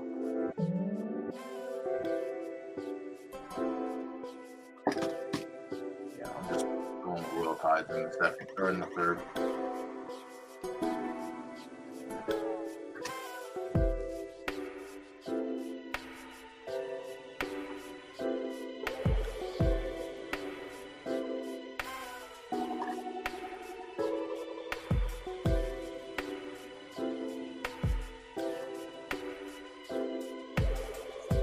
I know all too well how this game torture. I'm good unless Bryce shows up. As soon as Bryce shows up, you can't cancel your bets, but you might as well just turn the stream off and go do something else. Maybe like try and mow your neighbor's lawn to try and get the derby back that was costed. So, yeah, it's tough.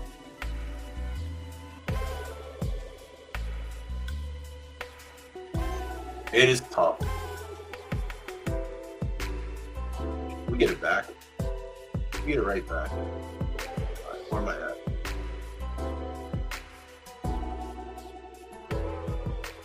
All right, give me a second here. I gotta do behind the scenes shenanigans.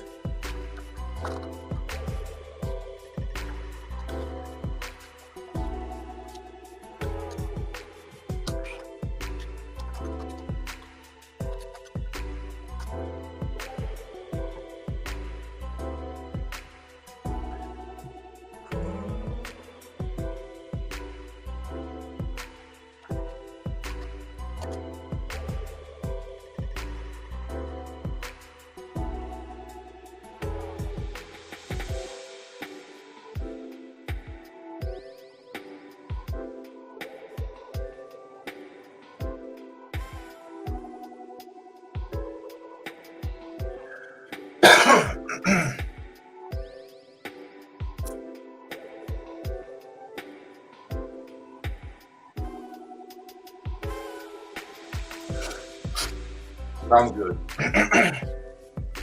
The epic duck. All right, what is this epic duck coin? What is it? What is it good for? Nothing. I assume. No reason to keep it. What are you trying to tell me?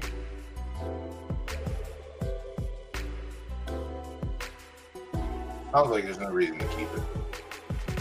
Get it out of here.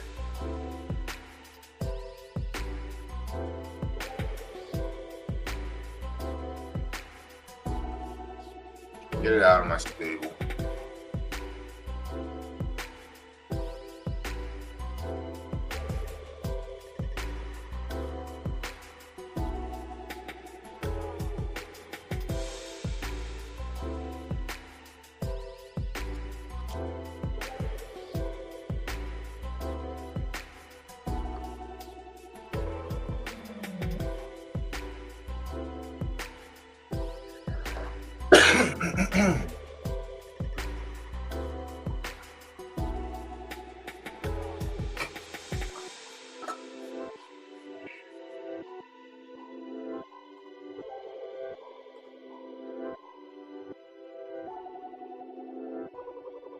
What's that mean? I don't know shit about the profile pictures. Does that mean you get to join the cartoon chat now? Fire for you, because I don't know what it means. Yeah, I don't know shit about the profile pictures. I don't know what any of them mean. Now that there's no crown attached to them, I'm even less incentivized to learn about them. Unless they drop to $10 each, maybe I'll get them for breeding, but probably not. Probably just gonna roll though, like I have been. Ah, wait, a Gen 0?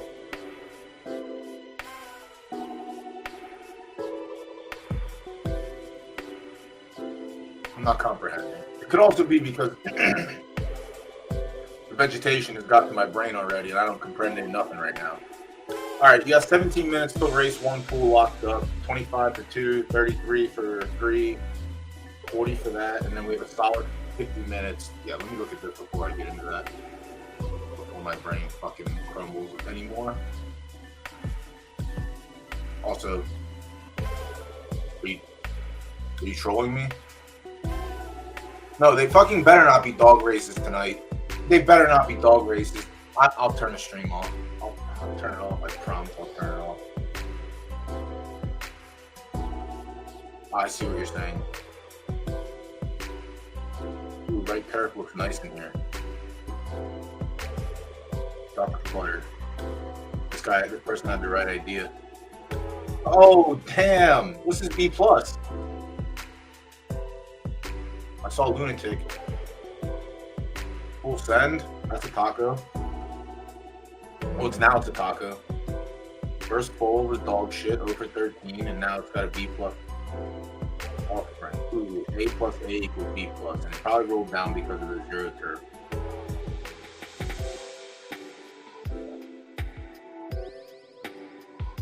I wouldn't give 450 Derby for this, even if you gave me 450 Derby to buy it. Or anyone in chat for that matter. Damn, this motherfucker's everywhere. Yeah, I'm content with my left dirt or my left turf for in-house. I mean, the one's obviously better than the rest, but yeah, to stay in the A, like I have mid-century modern for right turf soft. It was a fine reveal with a solid runner, has decent Parentes, has Cochise, which is nice. 3 Notch to produce some decent horses, so the line's fine. I think his first goals are on the track next month. Yeah, this first one I'll get out. Oh, no, this isn't even mine. When did someone breed with my horse? What is this horse?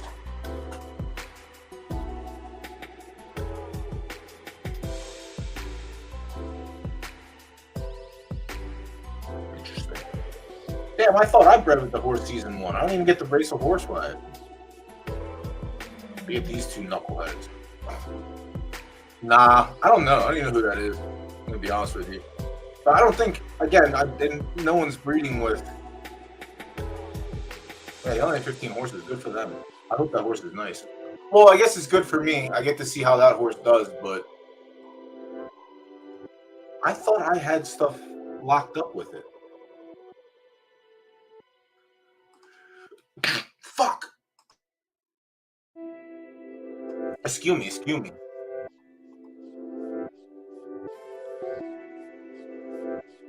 Yeah, he was pretty. Again, he was a solid horse all around. Shout out to RBA Racing for that one. Get out of here. Got the speed from Cochise and actually worked out. But between mid-century modern, 7 out is my left turf stud. These are great. And then I thought that Pekka was going to be reliable, but Pekka's review was actually dog shit compared to 7 out. I mean, he does have A+ start, but I don't give a shit about start. I'll take the speed, stamina, and finish at A+. So this one, 7 out's been all right. He has 1 dud because I cross preferences, and then Boxman is 10 for 13 and qualified for the championship. Well, the A- championship. Well, no one else is either, but that's all right. So yeah, my in-house line, my in-house line for left turf and right turf, I think are fine. And then left dirt is where I have to get something on.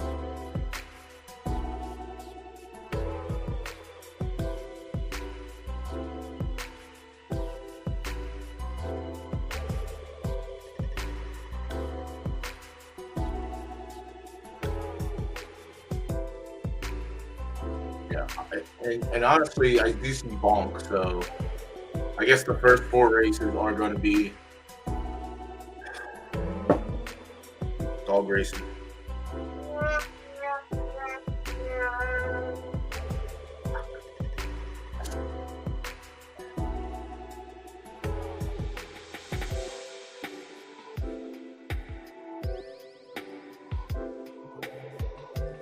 Which stable was that?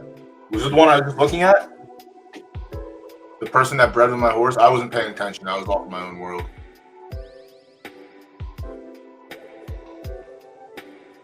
Yeah, I like my A's and A minuses for left turf. I really do. I think, like I said, as long as they don't change anything with the the grade restricted, I'll be competing there month in, month out. Hopefully it gets better, honestly. Hopefully. All right, on to the first major. Right dirt, good. 5 furlongs. We'll start off with Kansu Star. Kansu Star's kind of dog water, 5 furlongs, and on a good track. Kind of dog water overall. 3 for 30 lifetime, has 9 places in show combined.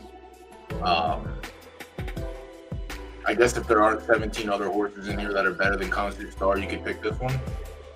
The 2 Darkest Hour, we'll go ahead and throw it in the same category with Kansu Star. Dog water to distance. 50-50 on a good track. Again, if there aren't 17 other good horses, I guess you could pick this one. I think you want a different distance for both of them. And Kansu altogether probably just has like a win at 6 and 7.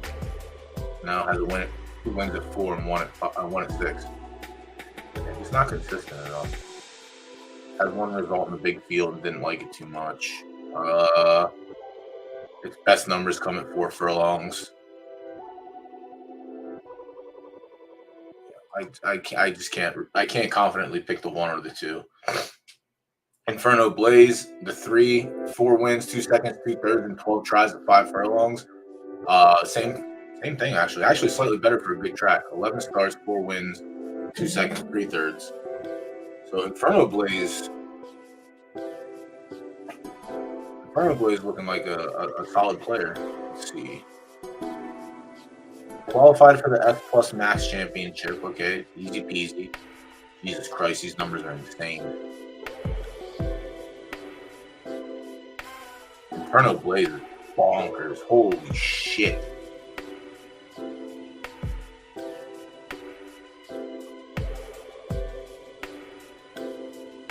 $86 on good, and then yielding with a drop by 11. Oh, Jesus. Hot sauce? Yeah. Wally.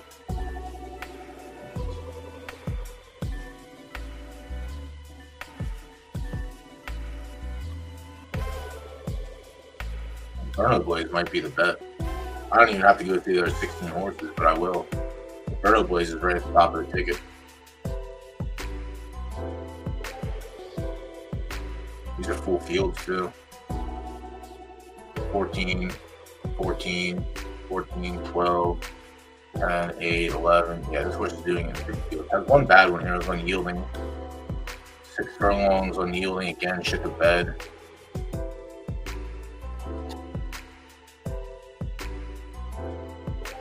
Earth Angel, Marquis, Shark Cage. So those are 3 horses that beat it. Also lost to Constant Star. It's kind of embarrassing. That was a 4 furlong. All right. The 3 is at the top of the ticket for me. The 4 Earth Angel. 5 for 8 at the distance. 2, 1, and 2. And then 0 for on a good track. Another hot sauce bowl. Another one that's probably better than another distance. Other than 5. No. 7 has results. A little more consistent at 7.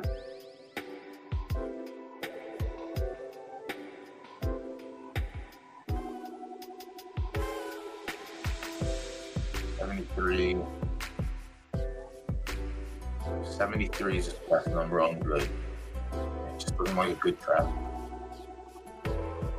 Might not play that much of a factor. It's not, but it doesn't have any good rate. It doesn't have any good results at 5 furlongs. I think 1.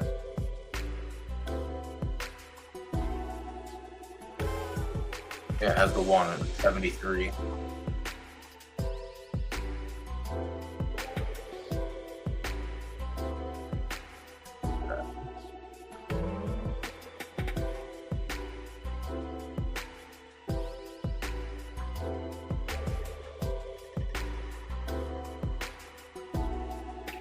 Bricked all together at 5. Yeah, they didn't drill my face this time, Latudo. They're drilling my face next Tuesday. So there's a World next Tuesday. What is it? All right, next Tuesday's the beginning of the season, so I might do all the work behind the scenes just so I don't have to talk as much. My mouth's gonna be fucked, and then I might just stream the races with the picks. Yeah, that's not a lot to put into it there. Earth Angel, I guess, could be a factor. I still like the 3 over the 4. Earl Grey Widow, 1 for 10 at the distance, 2 seconds to back it up. Could play spoiler, I guess. Has wins on a good track. I think the 2 is better overall. But the 5 is not a terrible horse. Locked in Amazon, 3 wins and 10 tries at the distance, 2 wins, a second, a third, and 12 tries on a good track. Coming off a win in a graded stakes last time out in a 14-horse field on a good track. All right. So where are the other wins at? 5. I mean, because my wife has the best dental insurance ever, it's only going to cost me $100 for the visit altogether, which is beautiful. My tax dollars finally paying for something, for Christ's sakes. Paying for my fucking teeth to get fixed. 6 furlongs is spike. 5 furlongs, 50-50. Less than 50-50. Shark Cage is 7. 2 wins in a second and 7 tries at 5 furlongs. A 0 prep firm horse with 3 seconds and 5 tries. All right, solid numbers at the distance, solid numbers on the condition. No wins on the condition, but has some good seconds.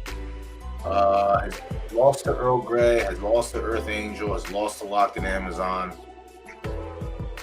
has lost to Darkest Hour. Also runs solid numbers in full fields as well. It's coming off the S plus major minor, whatever the fuck you want to call it, with a solid third. That was unyielding. Shark Cage could be in play as well. Shark Cage doesn't have the equity here, but we got crushed by not having equity yesterday. The no win, no place horse in 10 starts ended up winning the race. So Shark Cage is definitely a player. Reaper Hayes, no starts at 5 furlongs, a win and a third in 6 attempts at good. Where are you running? Extreme 4? Nah, just 6. So we don't know if 5 and 7 are going to be an issue.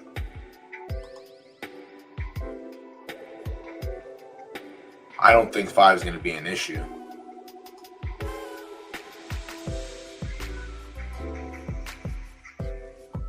I don't think 5 is going to be an issue at all.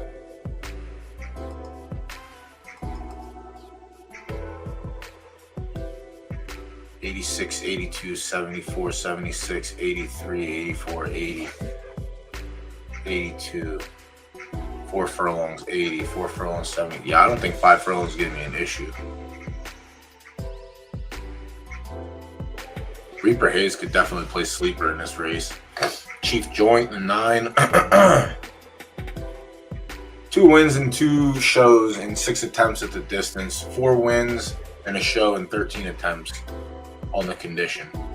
I think this horse is outclassed in this race. His last win came in at S-Max Stakes. Time before that, S-Max Stakes.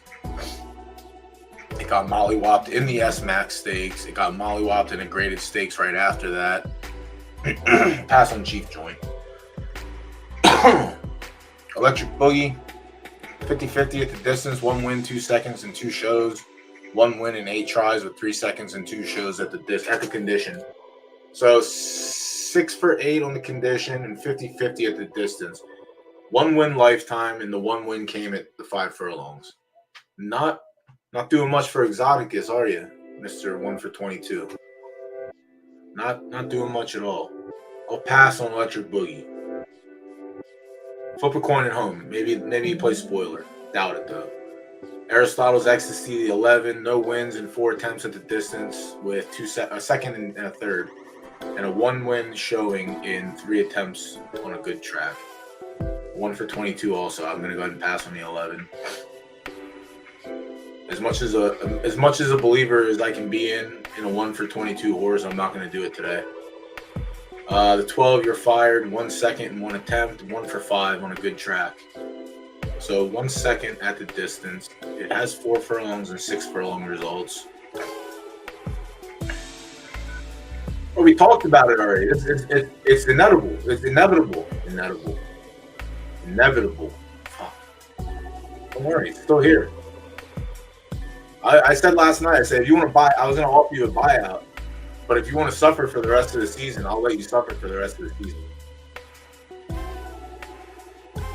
I think there's definitely 2 of them this year. I thought that before the season also, but all right, your Fire just has 1 race at 5 furlongs. It looks pretty shitty. Why? It was on sloppy. Okay, I can forgive that.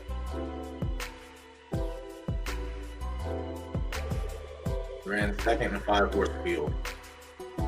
Yeah, the third time. I can forgive that on a 12. Outside of that, it still doesn't have the win equity. Yeah, he's a nice. I gotta wait till the money matures, so I gotta wait 14 more weeks. But it's not bad for not having to do much work.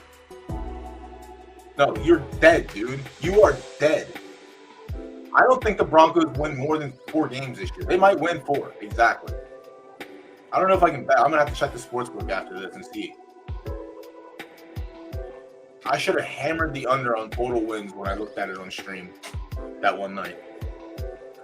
Your Fire could play something in here. Nah, the Raiders will, I mean, it's funny, yesterday I said, now that the Panthers benched Bryce Young, that everything you have on him week 3. And then I looked and saw where they played week 3. And then I remembered they play the Raiders week 3. And I also remember that Andy Dalton has the Raiders fucking number anytime he plays them. So I'm not too confident this weekend. I don't know how wide the spread is, but I'm not confident. But I will tell you this. I might put a play in for Max Crosby 3+ sacks. Over 2.5 easy. His line has to be like less than even money for that. He's gonna fucking feast this week. Because the Panthers don't really have a real offensive line for the NFL. The 13 marred out time. 2 wins, a second and 3/3 at the distance. 0 for 4 on a good track. It's a soft prep horse. Has a win, 5 starts back at 6 furlongs on a soft track. But on a good track, nothing. So, pass. To be fair, the Ravens' right tackle is dog shit. And the issue with Max Crosby is you can't put 2 hands on him. You have to have 4 hands on him, which is why against the Chargers week 1, he did so bad. Because they put 4 hands on him at the snap, and that's all you have to do. But the Ravens apparently don't study film, and they don't see that. So they put 2 hands on him. And when you put 2 hands on him, you activate Max Crosby. And you get one of the best, if not the best defensive player in the league. My man's probably going to get robbed for defensive MVP again, but he definitely is playing like he deserves it. I need the Raiders to at least win some games to give a little bit of a backing. Because no one likes to vote for players on bad teams. Because they're dumber than hell. And they don't understand stats, popularity contest. Yeah. They should have had 3 tight ends in their blocking.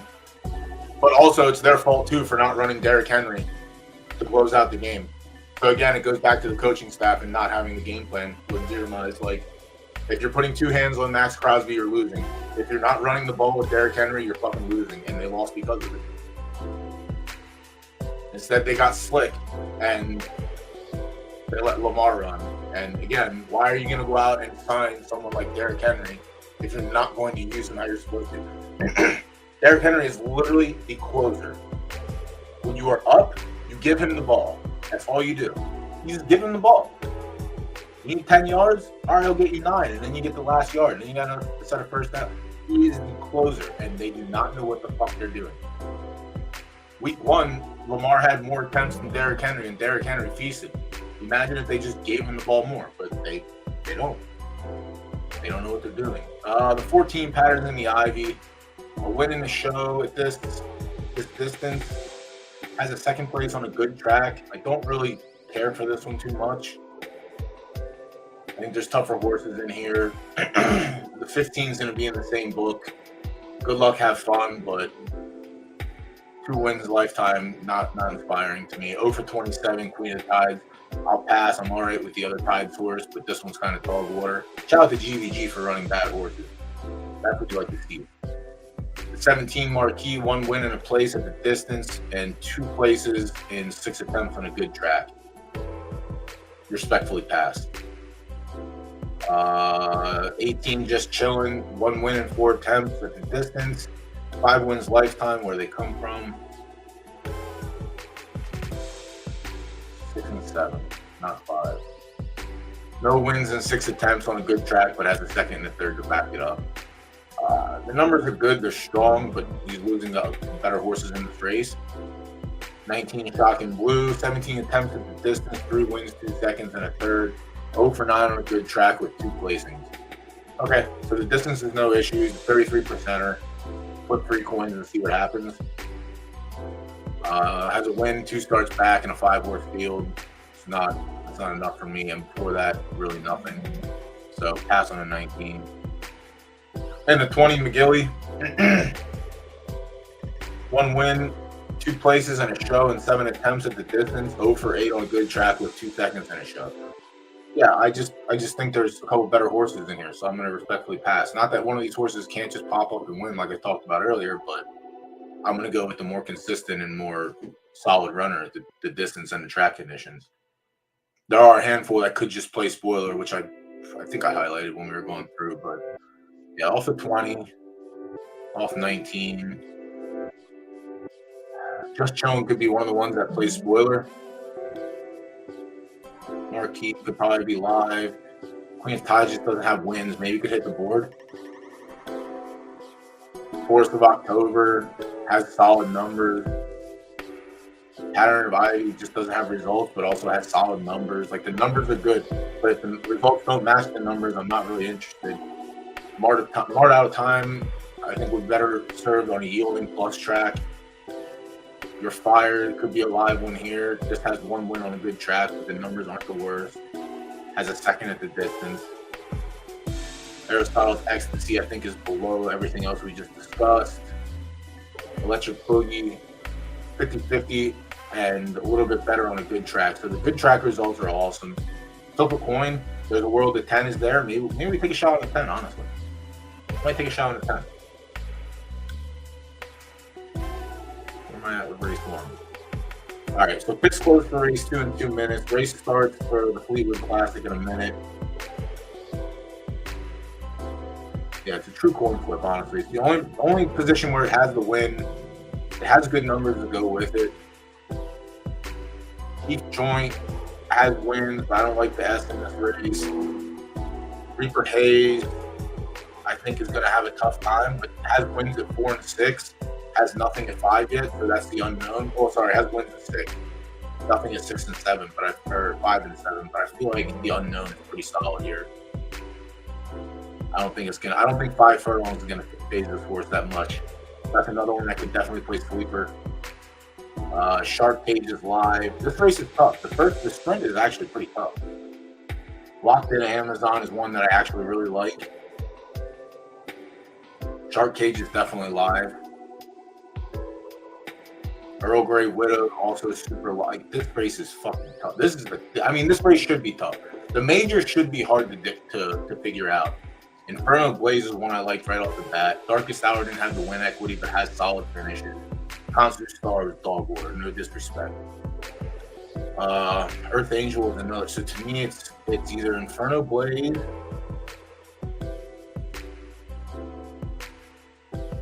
Locked In Amazon. I think I'm just going with Inferno Blaze. Shark Cage could be live. There's definitely a lot of value plays for place and show in this race, but I think I'm just going to go with the 3. Straight across. I don't know what the odds look like. Hopefully we get some 23 doesn't look too spicy. Yeah, that makes sense. They already hammered out the 3.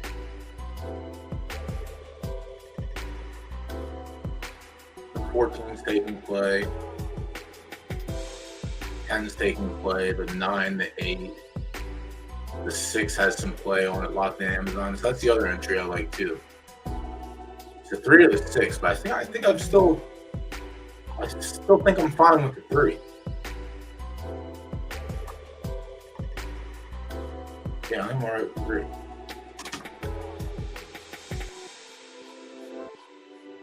The place comeback's gonna be kind of dog water, but it is what it is. As long as we scoop the win, that's really all that matters here. First race should be going. Mo, shit, I just looked over. Are you still doing your other thing, Mo, or do you want to just come up for the championship? I'm fine if you want to come up for the majors. You don't have to rush up for the fleet figure ones. I don't really care that much.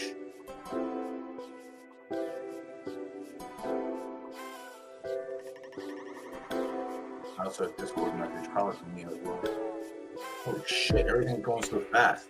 Race 3 closes in 7. Race 2 fires in 10. 22 minutes till race. The first major closes in 30. Oh, Jesus Christ. I spent a lot of time on those. Oh, this is going to be rough.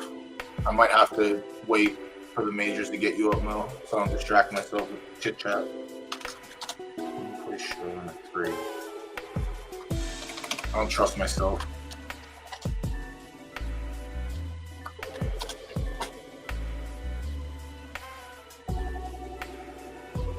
Night Brent's back. Nice. Race 1's about to go off. Soul Survivor, what's up, homie? All right. Close out. Close out. Who ended up being chalk here? Royal Tide. Did we get hammered, or did we get 2-1? All right, we get 2.5 to 1. I'm fine with that. I thought it was going to get worse. I thought we were going to get under 2 to 1. We'll take 2.5. All right. Race 1 starts in 4 seconds. So, yeah, I guess we'll wait for the next one. Moses. Good luck, everyone. Moving on. 1 to 12? All right.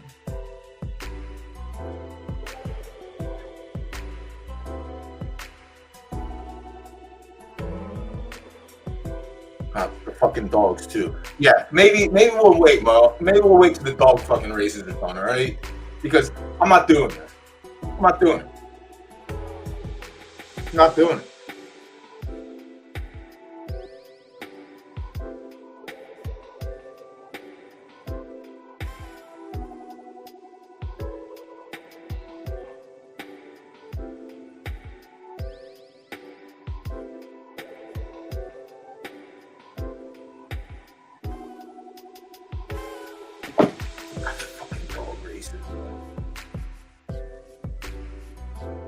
It's not the majors. It's just these. It's just the benchmark races.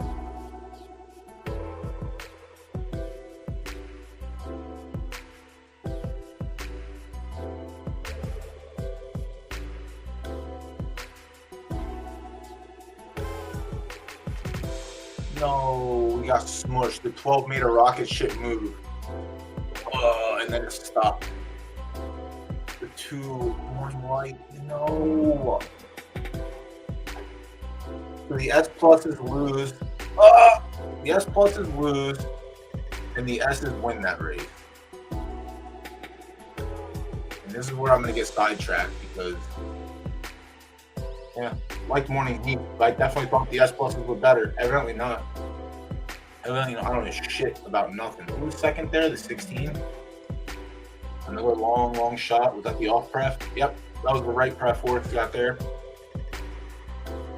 That's what I'm talking about in these races. Like, obviously, it should have been one of the right dirt horses that won. It was. The 2 S pluses were slightly better, but they ran like dog doo doo. And then the underexposed 11, the 1 shot gets in there. Someone's getting paid. Someone had at least 1,700 on it. Midnight Stables. Yeah, the 12 made a huge move, and I thought that was going to be it. And then stop with it. Actual dog. Yeah, way back here. The middle of the turn. Here it engages, and I thought we were home, but that sucked. Ugh, gross. All right, well, it'd be like that. Sometimes you take a hit. All right, let me try and get through these last two races so I can get another call. Yeah, I'm gonna. We're not calling dog races. I'm not doing it. I'm boycotting them. I said it last night. I'm boycotting them. I understand it. I get it. Not for me. I'm here for horse racing. It is a cool idea, but I wish they went back to how it was before, where it was like a bonus to see them. And then on the actual, whatever conference they're doing this weekend, switch them over to dogs. All right. With a solid 28. I get more than about 25. All right. All right, let's hammer through this one. This is 8 furlongs, right dirt fast. So this one should be straightforward printed. The one, we'll go ahead and pass on respectfully. No wins at the distance. Has a second place. I feel like there's going to be horses in here with spikes at 8 furlongs. 2 wins on fast with a second.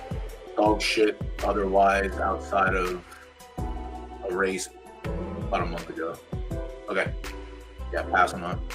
The 2 double off prep will pass here as well. Has 2 tries on dirt, has a third, has shitty numbers. Bo J. Sullivan 0 for 2 at the distance, 1 for 7 on a fast track. Not going to get it done here. Is it a 7 furlong middle finger spike? It is. So 7 furlongs are bust. Pass on the 3. Sweep with Psycho to 4. 1 for 21 lifetime, 0 for 3, 0 for 8. Respectfully pass here as well. Shows me nothing. Spirit of Tides a 5. 7 starts, a win, a second, and 2/3. Better than 50-50, that's fine. 2 for 27 lifetime. 10 for 27 on the board. 1 for 9 at fast with 2 shows. Yeah, it's definitely a player because it has some results. Pro Prospect is 6, 2 wins in a place and 6 attempts at 8. 0 for 10 with 4 seconds on a fast track. Has the press, finished 3rd yesterday. I think it's too short though. No, it's not actually. He has the whole window. He ran 3rd yesterday in the Kingmaker at 11. It was also a 5-horse field. Someone had to run 3rd. My bad. Could be in contention for the podium here, but I don't know if it could outright win it, though. One of the issues. Okio, pass. Pass. Pass. Pass.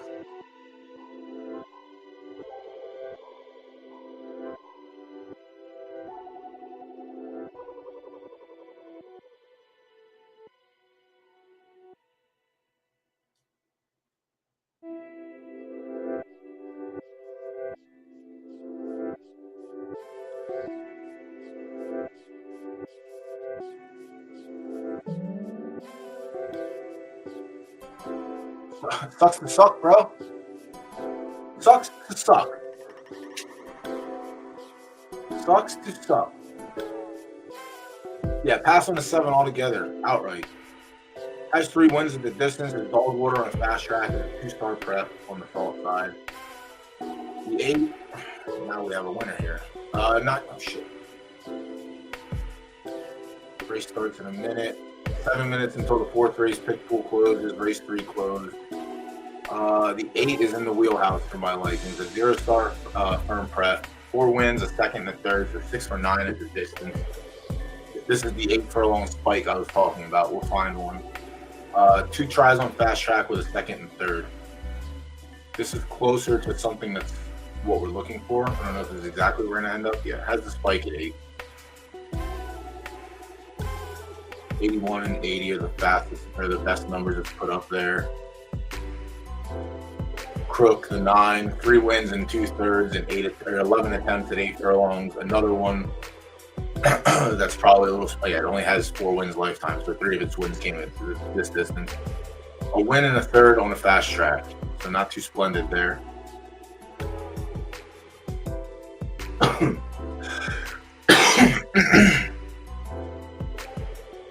Could have shot. I think I'll go with someone else in this race. Could have a shot. The 10, Waltzing Legend, 2 wins, 2 seconds in a show in 9 attempts at the distance.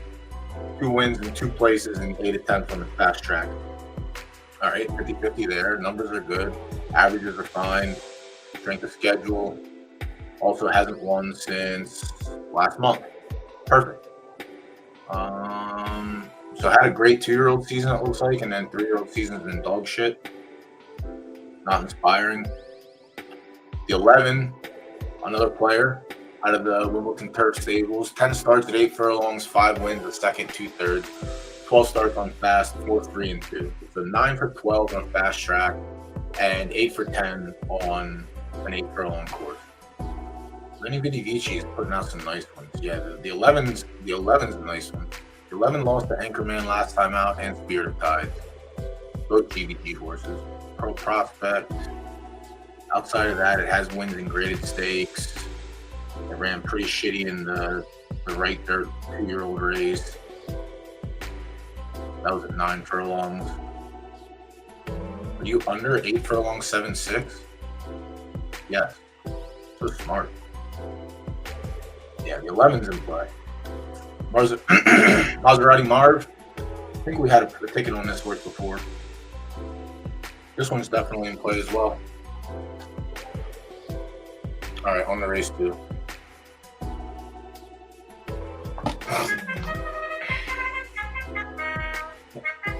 I don't care how direct it is.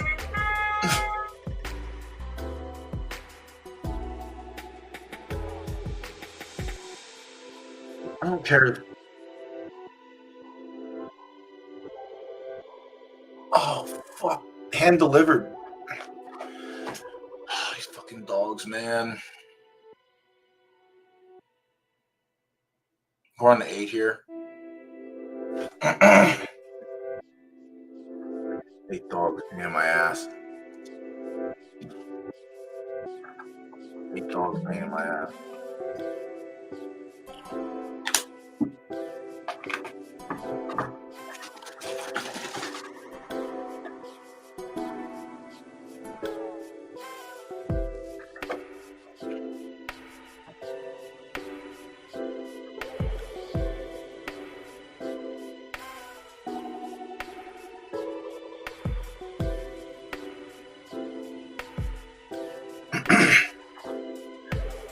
Are we gonna get clipped?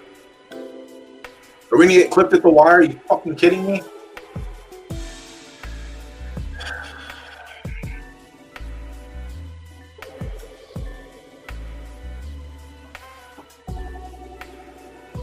No matter how many times we talk about the double off press, does not matter.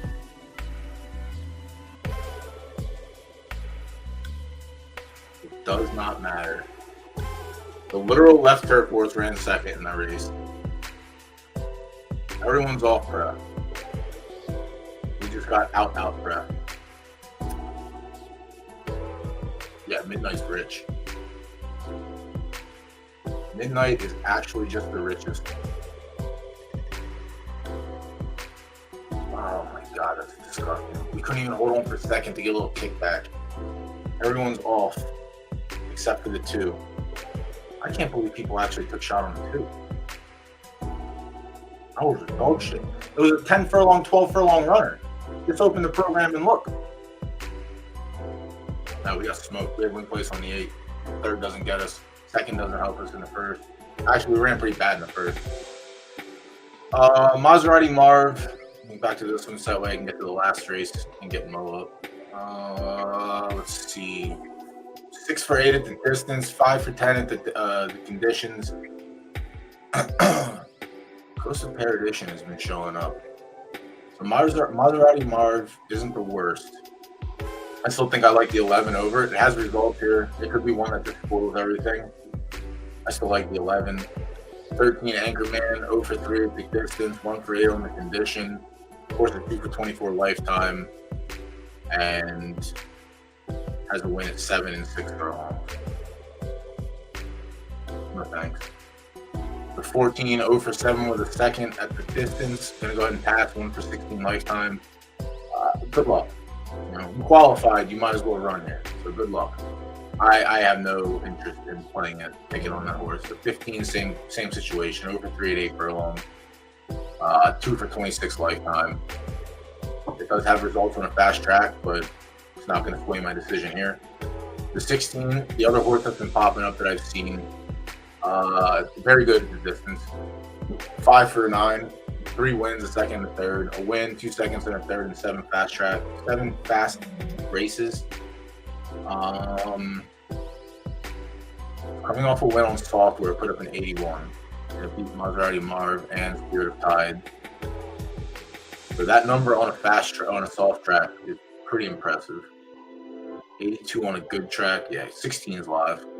16, 11. 17, 1 for 6. Not too swell on a fast track either. Does have wins. Where do they come from? 9 furlongs and 10 furlongs? 9 furlongs and 10 furlongs. All right. Ride test, the 18. Wow, he fucking lied. Sauer said he didn't enter anything. He's such a liar. 2 wins, a second, and a show, and 10 attempts at 8 furlongs. 2-3-2 on a fast track, so 7 for 15, so 50-50. I think the 11 and the 16 are just strictly better plays. That's my personal opinion. 19, Lobster, the right turf soft horse, has 3 tries on third, has a second. Good luck, have fun. You're not getting a bet out of me today. And then the 20 odds on favorite, a second in the show in 2 attempts, and then 1 second in 4 attempts on a fast track. So going back through it, I still think it's the 11 or the 16.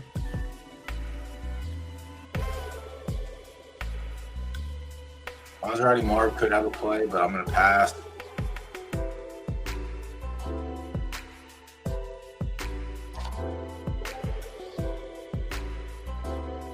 The 8's in line. Yeah. Press me shit. But I mean, that race with every horse was off preference except for one horse. And the one horse that was actually on preference was a 10 furlong horse running in a sprint. So 7 horses were literally off preference running in that race. The best horse won, I guess. And we just finished third out of the cash range.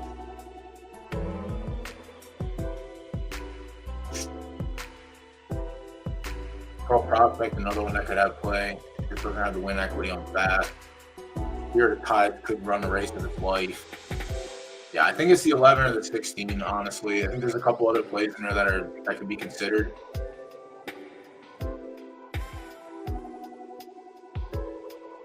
I think I'm going to go with the 11. The 11, personally. All right, let me see how far we have into the next race.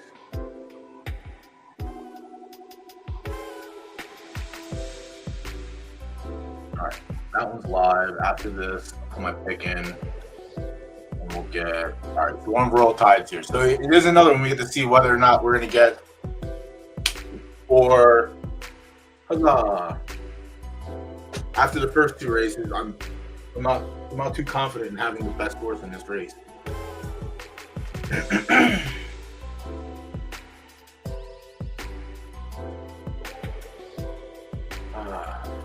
that last race is tough. That was a free 4-1, but it wasn't free at all.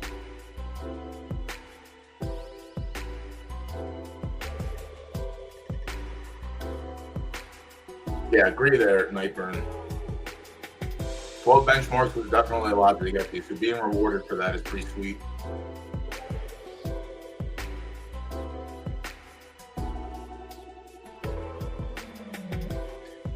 Yeah, we were talking about that. We were. 12 is definitely too many.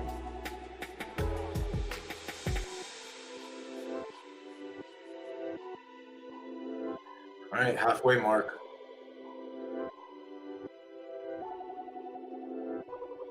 Leads changed again.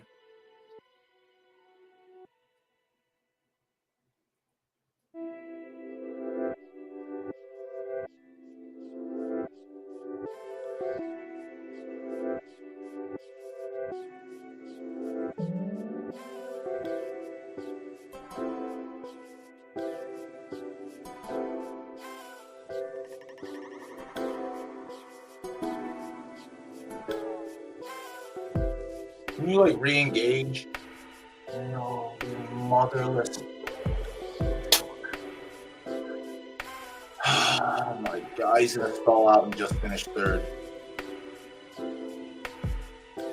Just finish third. Let me get a little kickback.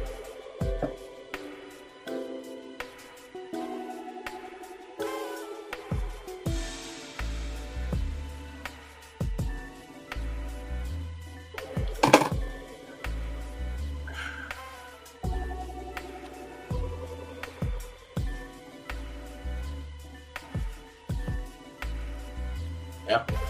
I guess the worst horse has to beat the best horse. It's the best. I love it.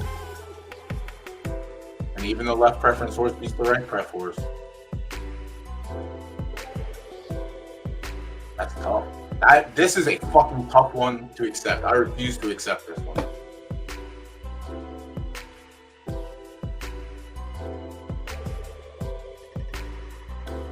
That is fucking brutal. That is fucking brutal. All right, the sprint has 2 minutes till it closes. That is fucking brutal.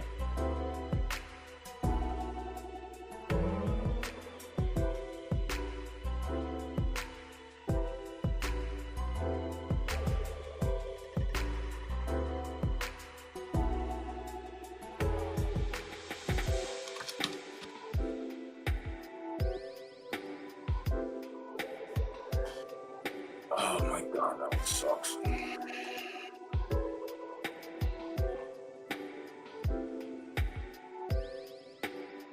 We get our money back for sure. Yeah, we got hammered that race. That one sucked.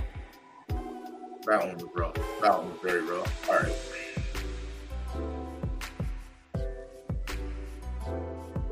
Give me a sec. Oh, that one sucked. That one. Dude, those last two races, they needed it more than us.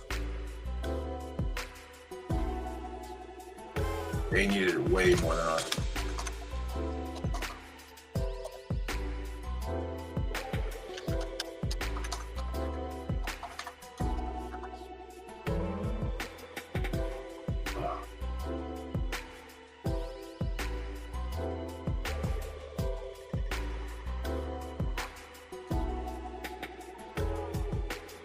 I might have to eat ramen for dinner tonight.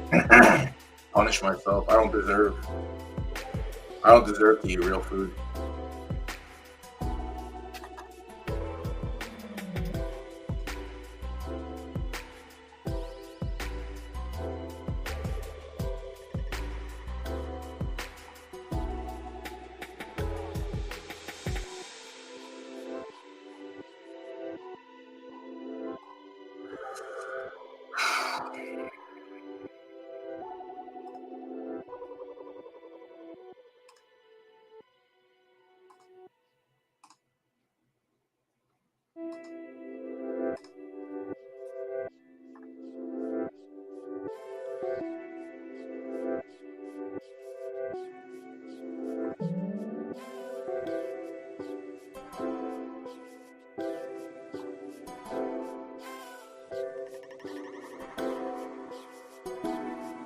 We have the last benchmark race coming up.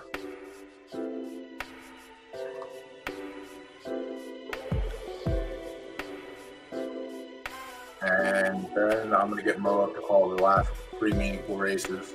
And hopefully we get fucking cash points. God damn, what a bad day. We're giving everything from yesterday back today.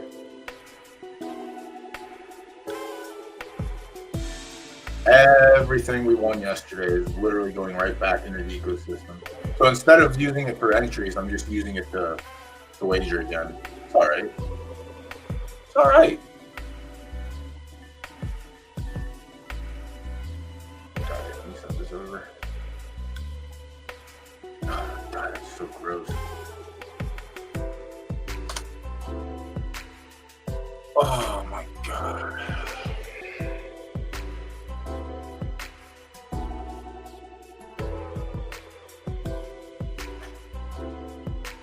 Oh, what did I do? I have to finish this bet out.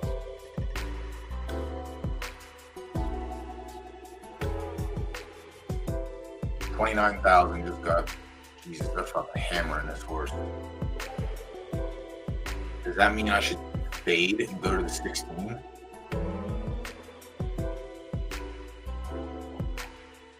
The 11 is...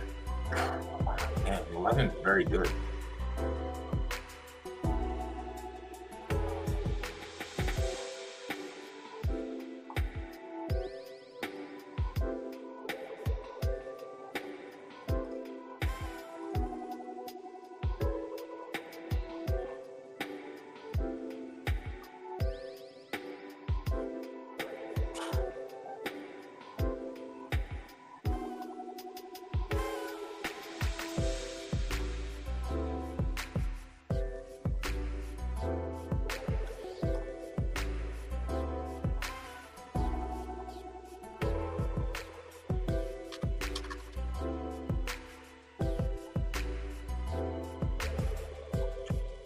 Yeah, I'm just wing plays there. I think we're gonna go elsewhere for the show. No, I'm gonna stay away from it. There's not really anything spread out in the show pool. It's just the 16 and the 11. So it's not really a good comeback. The 8 has a sprinkle, but the place pool, there's a bunch. The 8 has a ton on. 16 has some. Obviously, there's a ton on the 14. So if you want to go against the 14, that's probably the best spot to go. Or the 11, sorry. All right.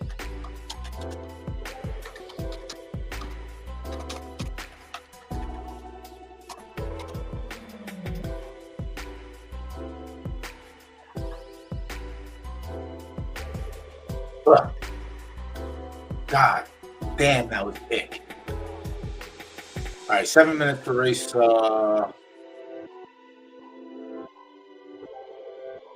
Race 7. Fibs Odyssey's off. We're on the 8. We're probably gonna get crushed. I personally can't wait.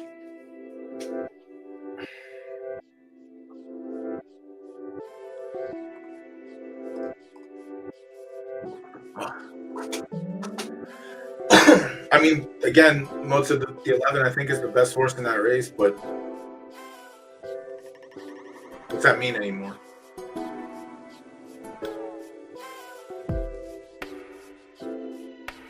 The pool's juicy if you can find the place horses, and if you can beat the chalk, that's the best. But I think it's going to be hard in this spot.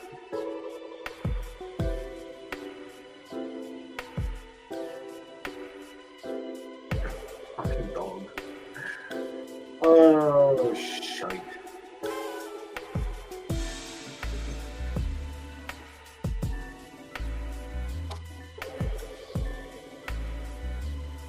They walked the first quarter.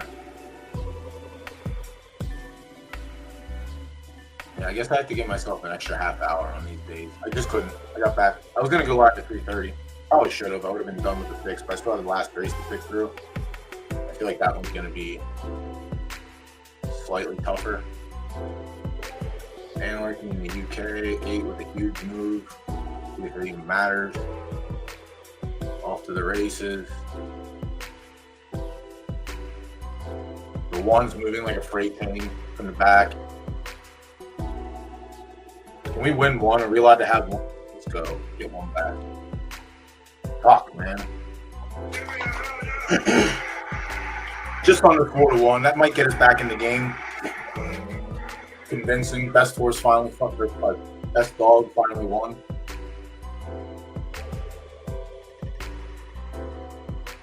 Yeah, that was a light sprinkle too, just because of the pool size. So we take 4-1. We get nothing. Come back on the place pool. We got our money back. Midnight again. Is that the trifecta or not the trifecta? Is that the pick 3? Sorry, just going over a little history here. I think Nightburn swept the first 3 races, which is kind of sick.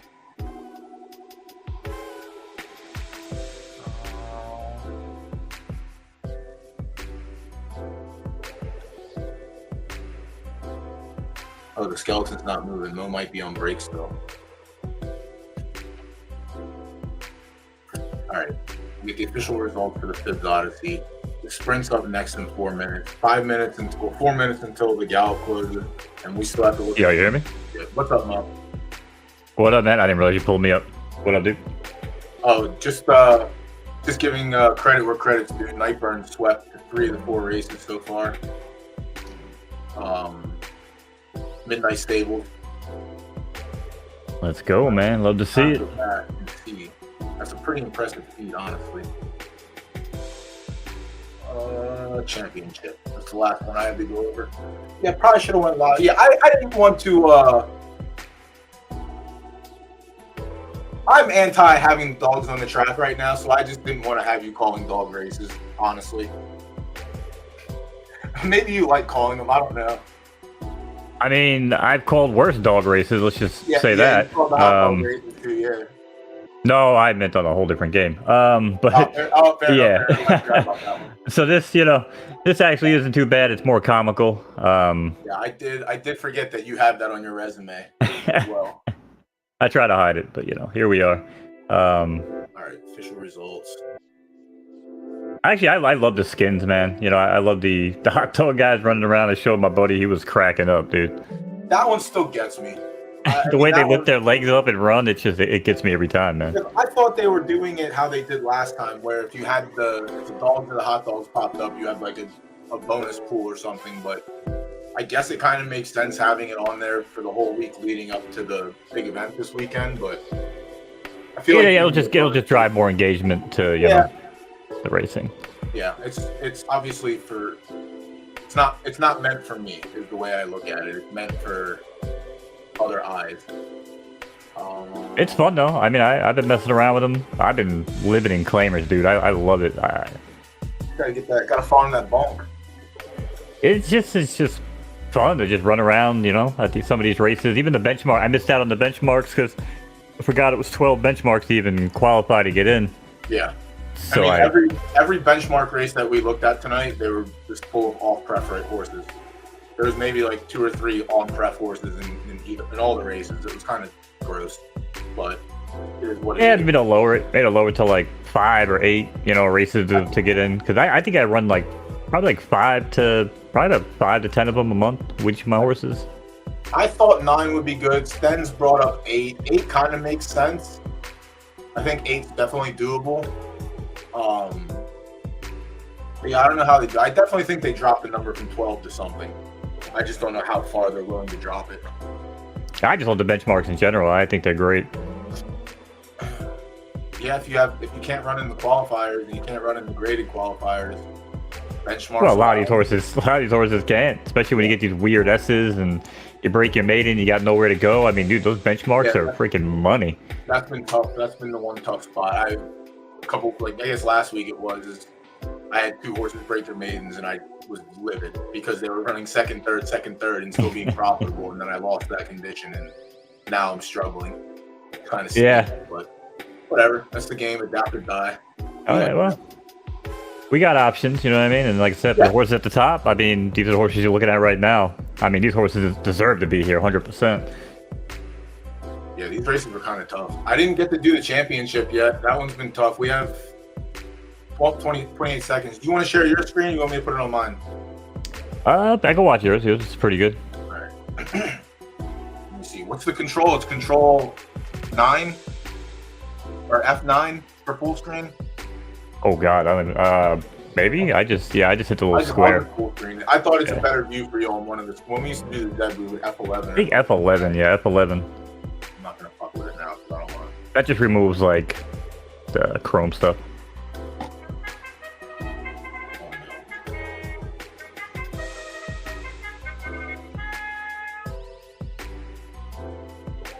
All right, here we go.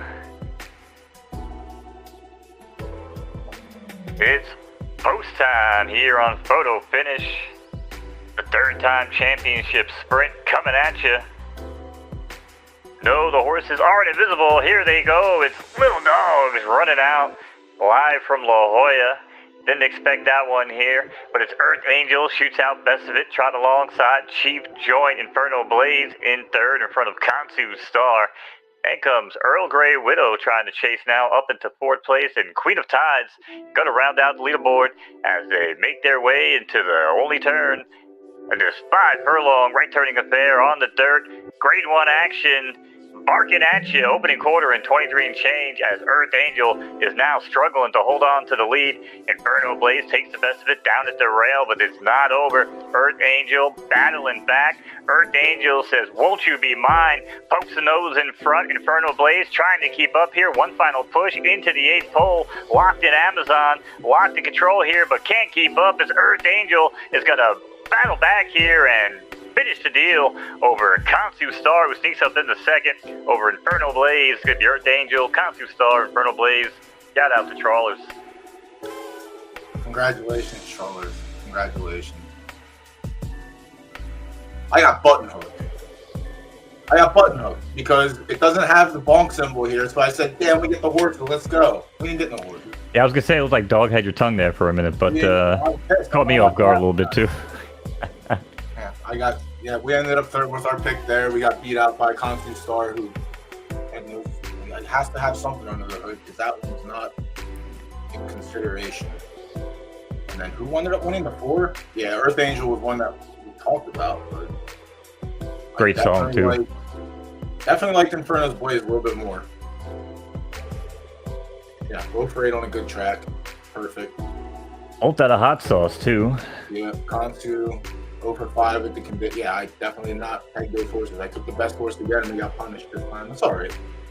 We got one back last race. We'll get a little bit back in the show pool, I think. But yeah, congrats to the Trawlers. Trawlers have actually been on a pretty solid tear with the majors the last 3 months. I know in left turf he has runners too. I think he's actually everywhere, which is kind of nice. Yeah, I didn't peg Earth Angel. I guess we can expect a hot sauce tweet later on today, especially for the 1st and 3rd. Yeah, it was a good run. Kansu Star though made a nice little move. Yeah, that was tough. I thought the 3 was going to come back on the inside after he got passed, because the 6 came up, and 6 was one we liked as well, but ended up fading back, and then the 1 just powered through. Ugh, that's gross. That's that GBG power right there, baby. It is. All right, so the 2 had play. Yeah, we're not getting anything back on the show play. Everything else that had show plays was off the board, but we'll probably get a double up, and that's it. The 3 was hammered in the show pool. All right. So, with that said, how long do we have until the next race? 6 minutes? 6 minutes, yeah.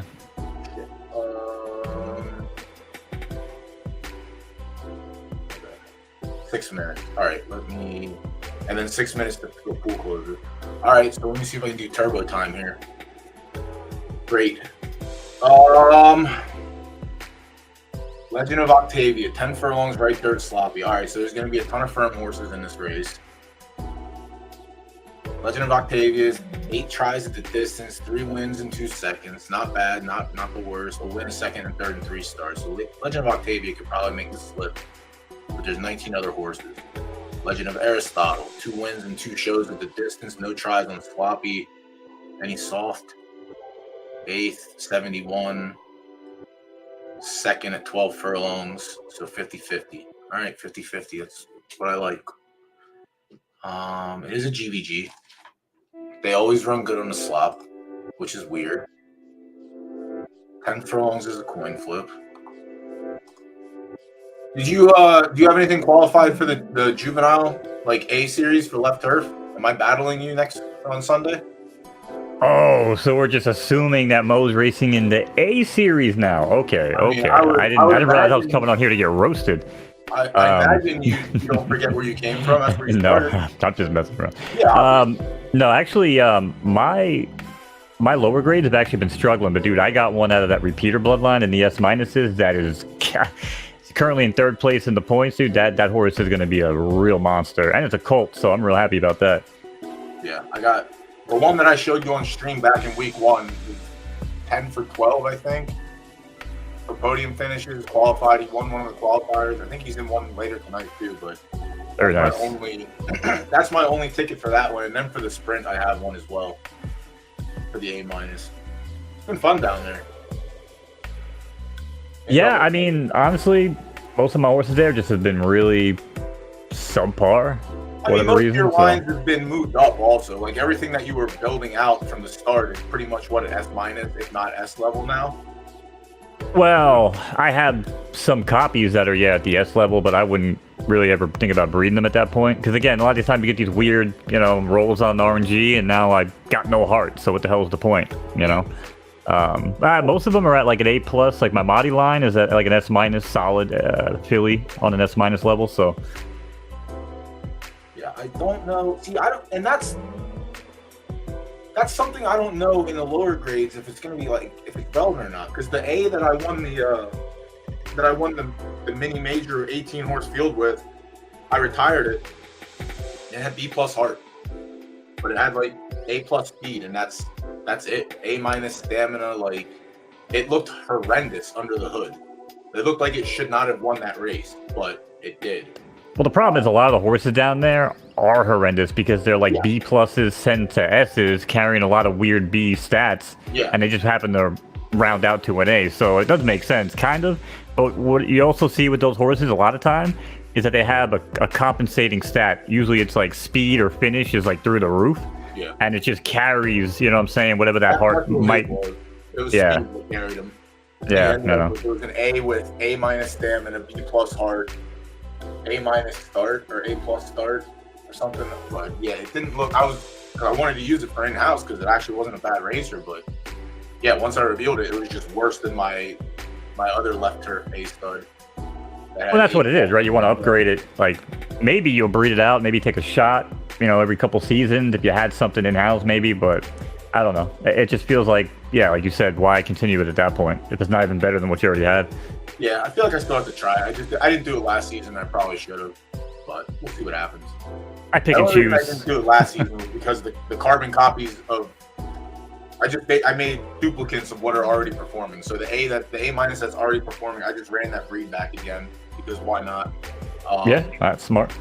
But we'll see what happens. Yeah, this last race is definitely tough. There's 3 horses so far that stand out. 2 of them are GVG horses. One's a roll-off. Where am I at on timing here? 1 minute and 40 seconds until... I don't know if I'm going to get a pick-off in this race. Chat, I know chat never shares anything, but it doesn't matter. I'm better off listening to chat today than anything. I can't hit... It's third win. Nowhere. So... been a rough start. Everything we won yesterday, we're giving back. Bingo has a solid shot. Shot of ecstasy, GVG. Yeah, this is the third ranked out of the GVG entries. Idiocy Dark has the results. Another GVG. Everybody's off pref. Yeah. Yeah, it's all the firm horses are on sloppy, and there's a couple soft pref horses in here that are nice. They are super tough. Championship. Yeah. Good odds. Yeah, let me see what the odds are. Yeah, so the 3. No, this is the wrong race. That's all right. I'll just have right there at soft. Still tough to build, man. I gave up. I just couldn't avoid the dock and everything. I was like, you know what? Let me just. I have some, but the problem is with the right third is I'm cornered because of the profile pictures and all that shit, and having the dock and having the night Saturn. Yeah, so, exactly. It's so fucking hard to consistently have the soft prep if you didn't start from A plus or A and build your way up. You start with S minus and try to do it. It's still kind of tough. I don't know. I'm gonna roll the dice and just use chalk. I still find it tough. I'm looking on the marketplace trying to buy horses and just say, you know what, I'll just dive into it now. But people keep them close to the chest. There's not much out there. It's kind of crazy. I just have a win play on the 8 in this race. Oh well. All right, let me get you over here.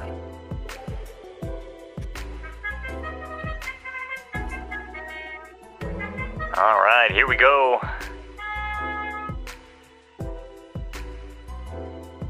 Back at the track here for another major race on photo finish. It's time for the 3rd-time championship gallop. Live from La Jolla Fields, and they're off and scampering here. It's going to be Crook Breaks Best of It, Verde Dream. Portia De La Rossi moves along here in 3rd in front of Ride Test. Then back to Bo J. Sullivan and Waltzing Legend. Going to round out the leaderboard here at 26-1. No love here in the pick pools, but anything could happen here on photo finish. 8 furlongs on the docket, making their way into the opening turn. Opening quarter in a smooth 24 and change. No hurry up top for Crook. Crook now being joined down low by Bo.J. Sullivan. Bo.J. Sullivan now takes over the lead, pokes the nose in front. Back to Crook, back in second. Another break of 2. Verde Dream now joined by La Tiradora. La Tiradora now trying to cruise along here, but Spirit of Tide is going to cut him off as Spirit of Tide now in full charge to take a crack at the leader. But Crook still holding on steady here. Break to the outside, back to ride test. Spirit of Tides is fading back the wrong direction, but going the right direction and firing on all cylinders right now is Odds On Favorite. Odds On Favorite, ooh, Bouncer Curse hits a wall, but Crook keeps on going. You would think their Energizer Bunny's running out here, but their Pooches and Crook is continuing to battle on here. Will not be denied. Round the far turn, shake them up and head for home. Crook up top, back now, new Pearl Prospect, new challenger here, as Crook is now starting to be engulfed by Waltzing Legend, Porsche De La Rossi on the outside, but Waltzing Legend is going to waltz on by here at the final moments. Perfectly timed ride for Waltzing Legend at 26-1. Boom for Yellowstone Racing over Porsche De La Rossi and Odds On Favorite. That's where we need the soundboard. Bam, bam, bam, bam, bam, boom. 26-1, my lord. Yeah, I'm gonna add that. I'm also gonna hang, or I'm gonna hang. Don't do that, please.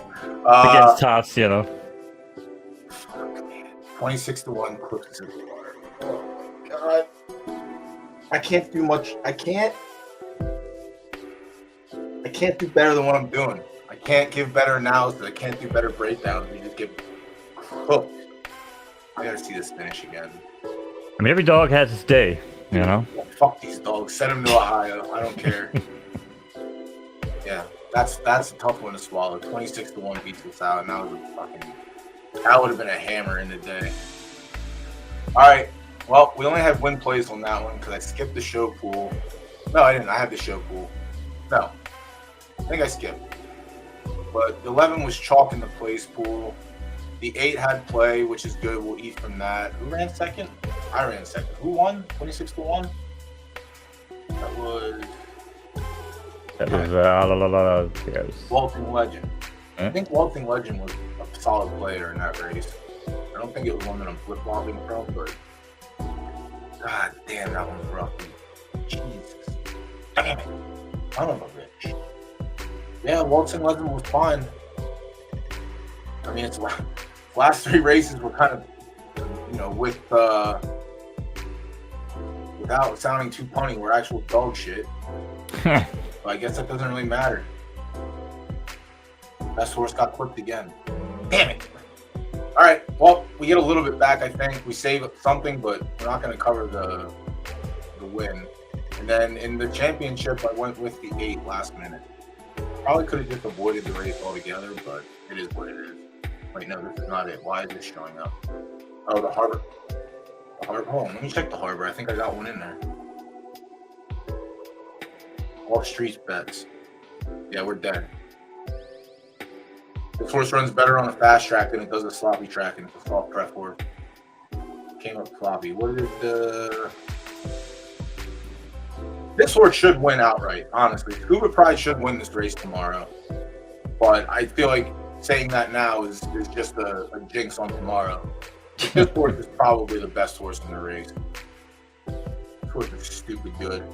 And it starts with the Amumu line and the all that jazz line too. It's just so good. All that jazz is such a good broodmare, and Scuba Jazz is taken right after it. It left her kind of tough. Yeah, my left turf line went to shit, man. That whatever the hell I picked up at the Derby, and I was sick for like a month. Tell you, man, I was like having a hangover breeding, and I'm paying for it right now because these are all the series I should be in, man. Like I'm so pissed. That's what I thought you were working. I thought by now you would have those built out, but I get a lot of bad luck. For whatever reason, my Mahdi line just keeps kicking out these crap colts, man, and I just cannot catch a break on the filly upside, and then. Yeah, I just got lazy.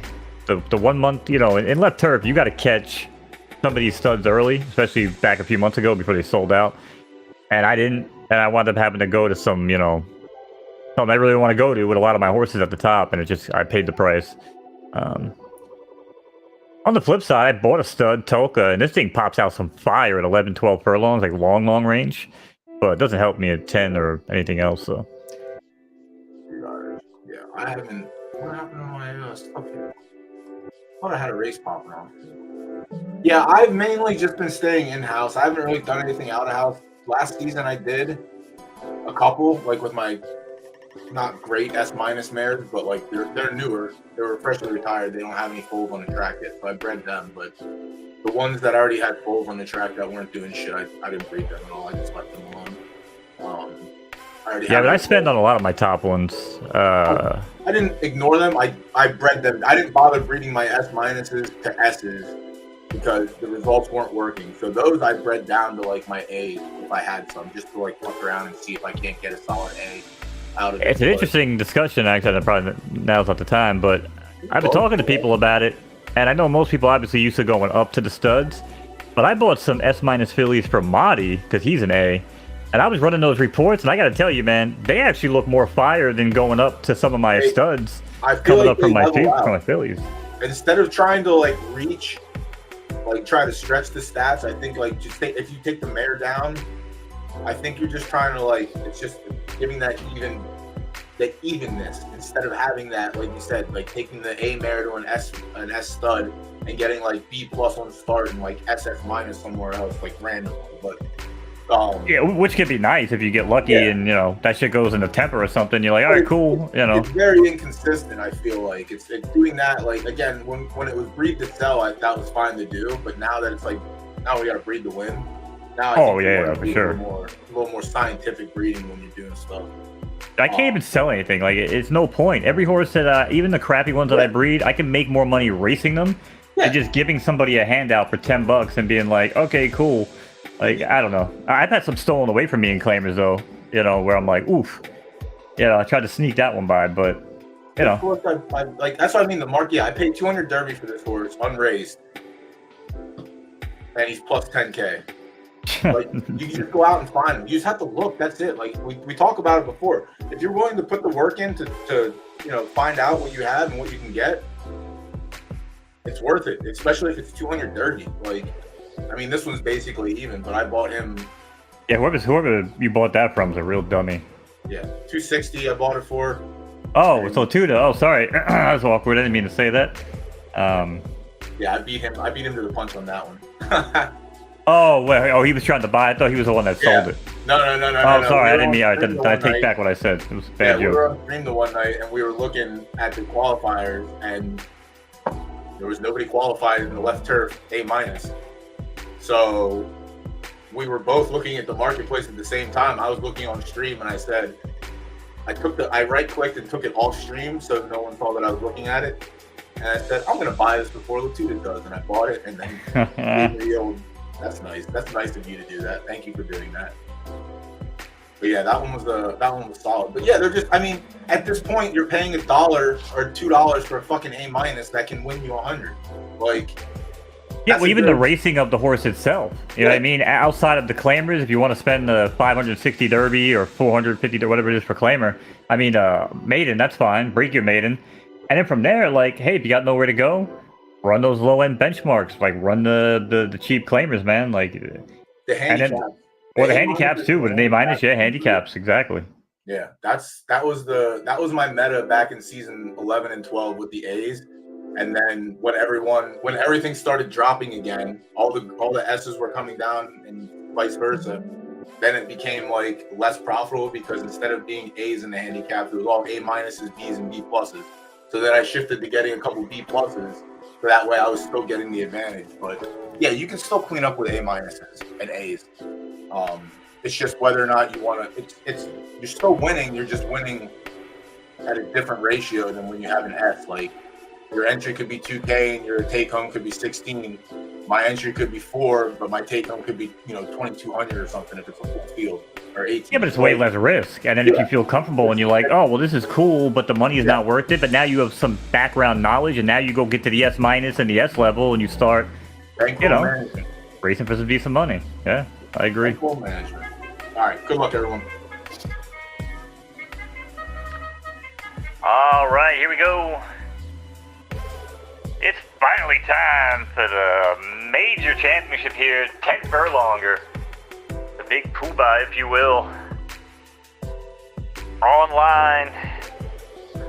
And they're off embarking here. It's going to be Shot of Ecstasy quickly out of the gate from the 14th spot, joined by Stay Away. Then comes Vodka on Towels, followed by Watch Me Cook in front of Idiocy Dark and Raven V. Raven 5 for all you Roman numeral people out there. But as we make our way past the clubhouse and to the wire for the first time, everybody wave to your current leader. It's going to be Stay Away, making their way past the wire for the first time. And hopefully all participants remember this is a 10 furlong affair. Please keep on running. Into the turn they go now. Stay Away joined by Watch Me Cook. Shot of Confidence also there, up for third. Trying to hold on, but Stay Away, after that nice early beginning, cannot stay at the top. And is back off the board. Hate to see it, but Watch Me Cook's going to eat it up. Joined by Shot of Confidence is Latigon Towels. Ring the Bell gets involved. Shot of Ecstasy back in fifth, and Idiocy Dark making their way now down the back stretch. Here we go, things starting to heat up in this Grand Championship, 800,000 Derby on the line. Who wants a piece of the pie? Right now is Latic on Towels, takes over the lead and pushes forward now by 3.5 as Shot of Confidence might have called it quits. Idiocy Dark still there, but starting to make some way and bobbing and weaving here is Watch Me Cook. Watch Me Cook is there now, up into third, but Idiocy Dark still closest to the leader. Latic on Towels. Break of 4 now between the leader and the pack. Shaking them up, round the bar turn. This is when the magic happens. Latic on Towels trying to hold steady here and now starts to pull away with another move. Oh boy, here we go now. It's Latic on Towels. Here we go. It's Ring on Bell on the outside. Shooting for royalty. Tries to make a move, but Latic on Towels, that lead was 7, but now down to 6 or 4 as Ring the Bell trying to ring one late, but it's going to be too little as Latic on Towels sends, I'll send you a postcard. See ya. It's going to be Big Brain Stables for Latic on Towels over Ring the Bell and Shooting for Royalty. Bing, bing, bing. Yeah, ding, ding, ding, indeed. Ding, ding, ding, indeed. Who was that? Yeah, that big brains on that one. Yeah, that one was a big one. That fucking horse is a good horse, though. Latigon Towels. S plus. Is that from 2 S pluses? What's the mom on that? S minus. Sheesh. Yeah. There you I had go. one jump. I just hope it's that good. My S minus mare wasn't as good as this one. Race record wise, but I did have an S minus jump up to an S plus. I never get that luck. I've gotten lucky with that one. I think that's just that jump in general. The S minus to S plus, just that one. But yeah, Quick Holiday, Doc Holiday, so the soft is there. Yeah, that's the issue. You try to sacrifice and get the soft, you end up with just minimal stars. It's tough. But if you're starting from the bottom up, with like A plus and stuff, I feel like you can stack the stars as you get up, and then wait to hit like Doc Holiday or Night Saturn on the way up, and then you're fine. But then it's just like it's tough to find a stud, assuming you don't have Astro or Ziggy or Doc or Primetime. Like right third is it's tough with breeding. To make sure you don't back yourself into a corner with the profile. I mean, the only right third soft filly I had is an A plus, and I actually purposely breed her back to firm, and that's where 60-40, 40-60, and center yielder came from. And all three of them, they love, the 4-5-6, but they got to catch yielding, So I have fun with horses like that, but yeah, it's definitely a nightmare if you're trying to breed it up. That's why I just went away from RDS completely on that. It was my S minus to an S got me an S plus. So that was a big jump. That one, I don't know where it came from, but I must have wicked pretty hard. Because the only S plus stats it shared were speed, and it had 2 green stats on it too. So that's the crazy part is that fucking mare had 2 negative stats on it. I mean, the colt is strong as hell. I mean, but definitely a weird one. Yeah, I mean, she wasn't a terrible racer, but I don't think she has anything on the track yet. No, she does. Expertise, and then Monstrosity's dog shit, and Elusive dog shit. So only one horse has been okay, but yeah, that's been the tough part with trying to get full. I thought the one it's so hard with misrace though, man. Like, who's gonna build a tool? Like one of these sites, MJ, Silo, and those guys, maybe Gap. Who's gonna run a tool that you can run a horse through and shows how many misraced opportunities there were on that horse? Because a lot of times you look like, oh, 0 for 6, but if you open it up, you're like, man, S horse and handicaps, and you see like all these weird ass races, and I'm like, I'm not saying that one in particular. I'm just saying, this one, like, there were no options. I had it running her handicaps back then. This is back in season 13, so I guess there was still a little bit of crown to be had. No, I meant the kid. You were looking at the progeny. Yeah. No, I mean honestly, 6 for 20 at that, whatever. But this kid's a turd though. Like 7 furlongs or get fucked. I mean, even then it's a coin flip at 7 furlongs. So it's like he does fine in the claimers, like the low level claimers, but he's also 4-year-old. What's that going to get me? And then what was the other one? The other one, Monstrosity, was dog shit. That was an actual monstrosity. I went to the half star turf, half star soft, and just got a terrible roll and press altogether. But that's fine. When you start really mixing, it seems like when you start mixing archetypes like that, you either get something that's halfway decent, or it's like it just shits the bed. It doesn't know what the hell it wants to do. But then the next breed out of it, it seems to get back on track with whatever stud you go to, whatever. But those transitional horses, man, like racing them, racing was brutal. That one was well, I also didn't expect the roll to be that bad. I didn't think I didn't get anything in the soft, and both parents were soft, and then the dirt rolled down the 1 and right rolled the 2. So I ended up with 3 prep. Yeah, but you understand the game. You know what I'm saying? Like, you watch that horse run, you're like, okay, you know what? That shit makes sense. It's got bad preps.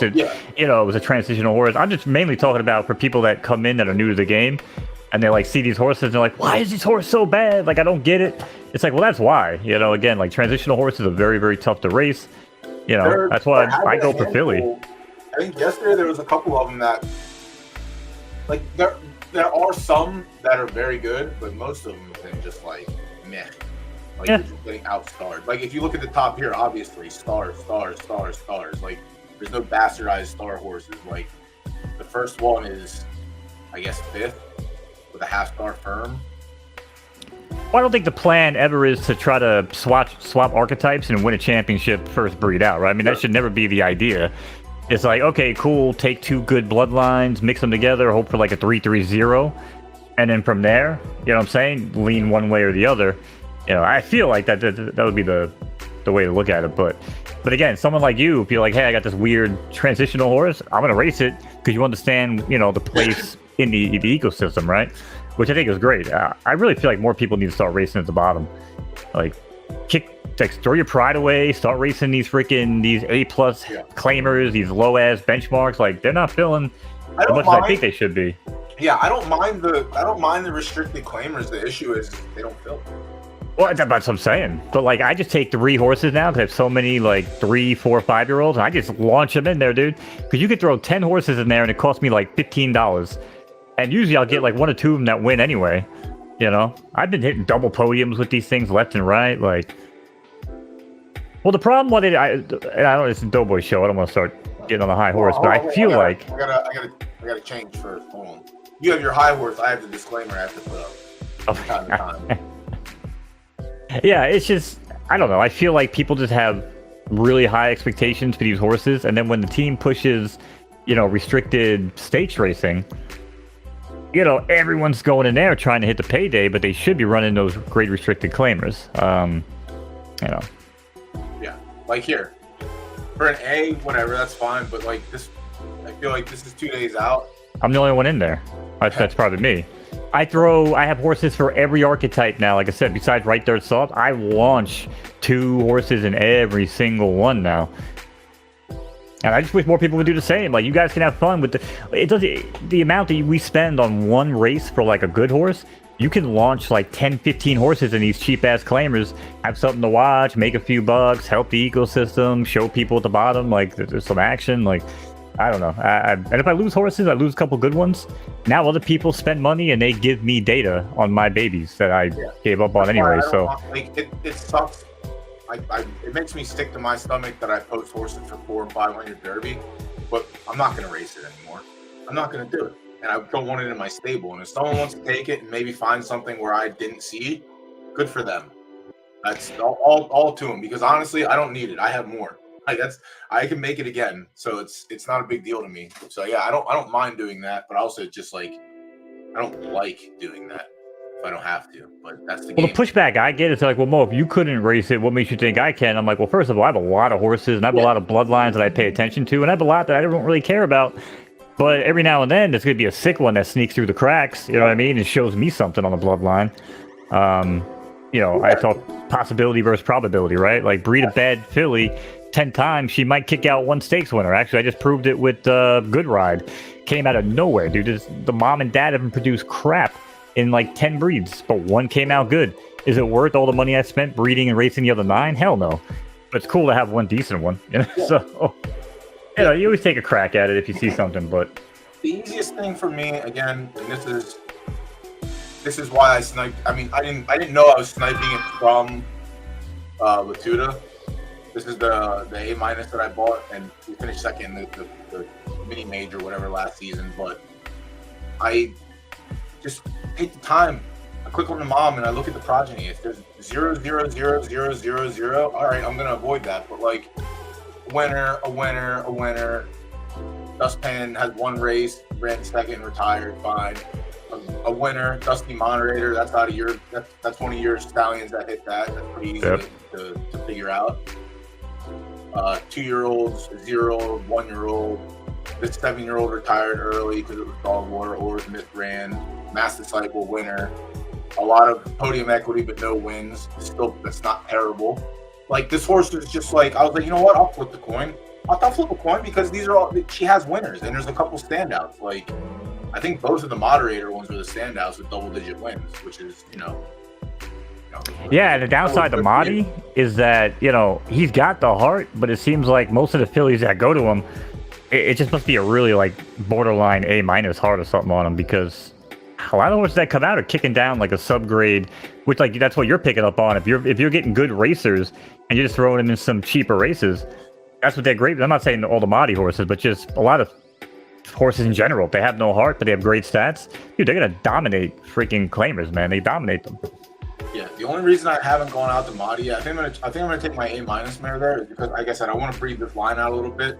The speed, stamina, and finish are like huge for me. I really like that. And then having the A temper, A heart is just like, this horse is about as consistent as I want. Like, having the B+ start, whatever, that's fine. I don't care. Yeah, whatever. This horse is the distance runner, but yeah, the only difference between is the temper shifts, and then you have B+ start, or you have A start to my B+ start. So yeah, if you flip-flop the temper and the stamina, it's almost a carbon copy minus the start. Except you're a Gen 0 with, I think, better prep, right? You're 2.5 in the middle, and I'm 2 and then 1.5, so, or 1/2. But yeah, I'm running out of time with Mahdi, man. It's crazy, and I still have yet to get the... get in there. I was just talking about that the other day with Duke, like, because JPJ, he's got 4 more because he fucking forgot to breed her this season. So 4 more bullets, and all she has done is produce fucking major winners for left her.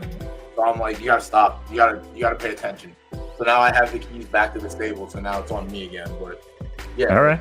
Good Gen 0 mares. Take advantage of those as much as possible, because that's it. 4 more months and they're done. So I have Steph's Kiss, and I have a breeding report that shows they can give me an A+ 9-star perfect, horse out of it, and I've bred it 12 times between Mahdi and Steph's Kiss, and I've yet to get the perfect 9-star, even as an A. But yeah, it's just running out of time, man, with these Gen 0s, and that's gonna be a sad day. Yeah, it's also gonna be a huge shift in the ecosystem, in my opinion. We're gonna see when horses start dying off on a monthly basis, because we are gonna have another gap, because we had the horses in season 1. And we had the shutdown, and we had to wait for the breeding. So we have like a 4-month gap, I think, before we get the weekly dying. Yeah. The monthly dying, rather. But when that starts flying, dude, the ecosystem's going to shift big time. And I don't think a lot of people are prepared for that, honestly. Yeah, it's going to be really weird. It really is. Because it's going to change a lot. because of right. I mean, it's definitely going to change a lot for right third because all that shit should be pushed off by then for the most part, depending how you're doing it. But yeah, I think I guess it would be the Gen 1s, the ones that are next to die, the first pulls are the Gen 0s. Well, yeah, but think about all the people, and myself included, I'm guilty of this, who bred for profit early on and sold the upgrade of that filly to Gen 0. So the Gen 1 upgrade, you don't own it anymore, right? It happened to Peeb. Peeb had to go out and buy Henrietta's baby back because he screwed up. I have one, I think, in the right table where we had it, and I kept because I sold again. It's not even about being guilty. We played the game how the game was being. Well, played. Of course, I'm making a joke, but I get it. No, I'm just saying, like, because there's people out there like, oh, extract this. First off, people made investments, and taking money out to cover their investment costs is something that actually happens and is a real thing. Sorry. Yeah, and I think 90% of profits from majority of players I've spoken to, even big barns, went back into the game. They weren't siphoning money out because the game was still going. But yeah, I know what you mean. Like everything, like, we started the right third stable with an S- mare ticket, and now it's 50 horses deep with however many mares. But I sold. But this one, the age 11, I'll have her. She was like, I guess 7 months after, so I'll have her to keep the Grimwald bind like relatively fresh, and then by then I won't have to worry about looking for Ziggy and Astro to fucking filter out of my line when I'm breeding. So that'll be a plus.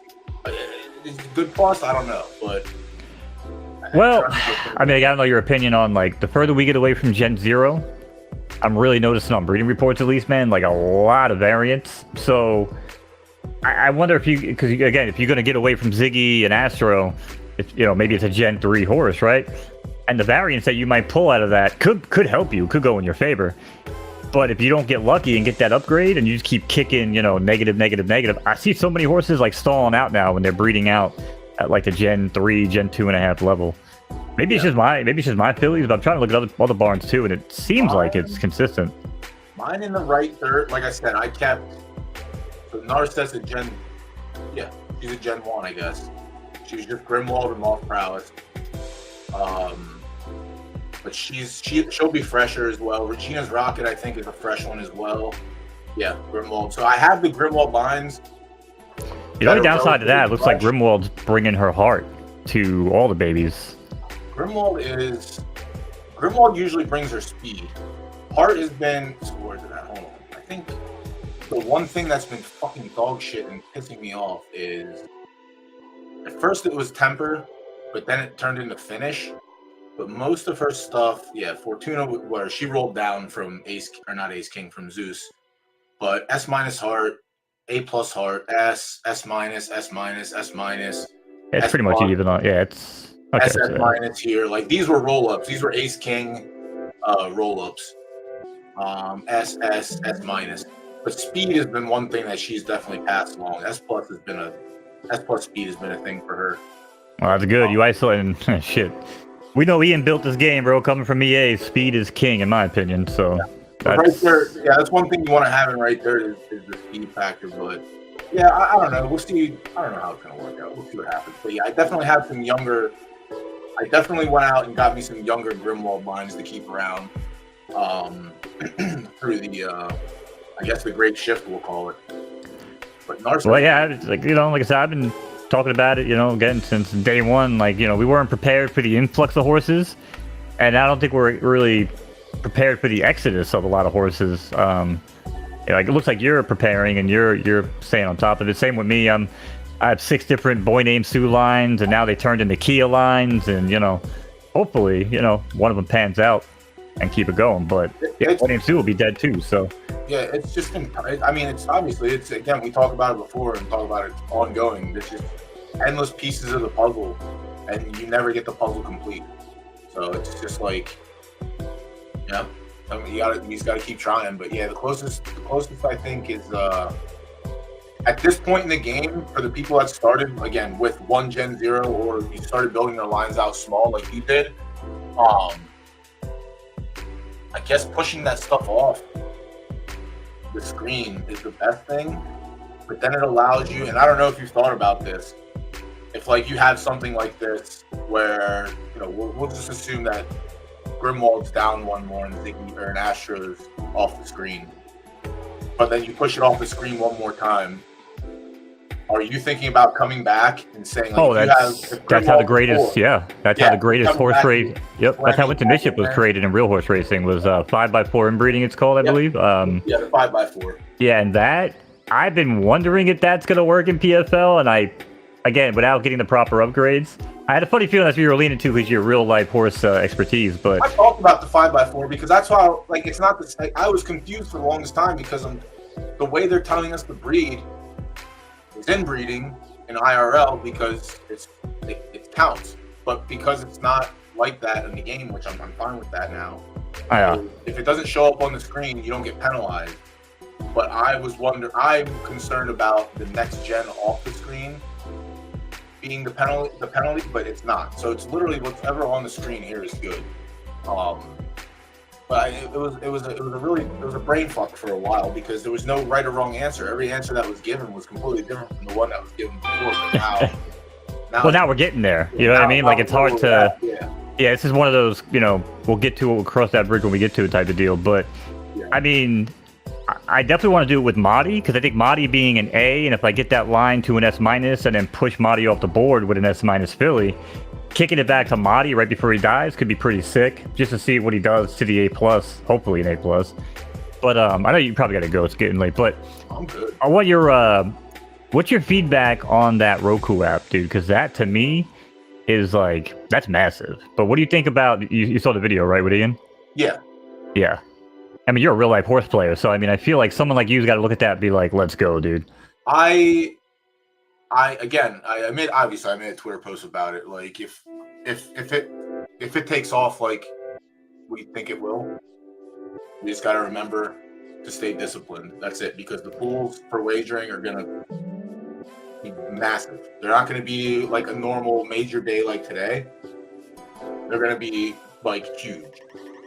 Because if we can even if we 100x just for a little bit from the normal 25 to 50 people that are wagering on the game as is right now, that's massive. Like, even 10xing that is massive. Like, I agree. So if it pops off like it's supposed to, I like it. Yeah, my homie was freaking out because since Dad showed him PFL, he was like, bro, the gambling, the wagering is going to be what really. And I'm not the pick guy. I'm like, I want to build the bloodlines, and I spend 10 hours a day looking, researching. Like, I respect the picks, and I try to make picks to help the ecosystem, but like, it's not my lane, right? So, but my boy saw the Roku app, and even when I'm looking, I'm going, damn, like that's what we need right there. And my homie's losing. He's like, bro, I want access to this. He's like, I want to pull up the races, and I think it's genius too. Not linking anything directly with the wagering on it.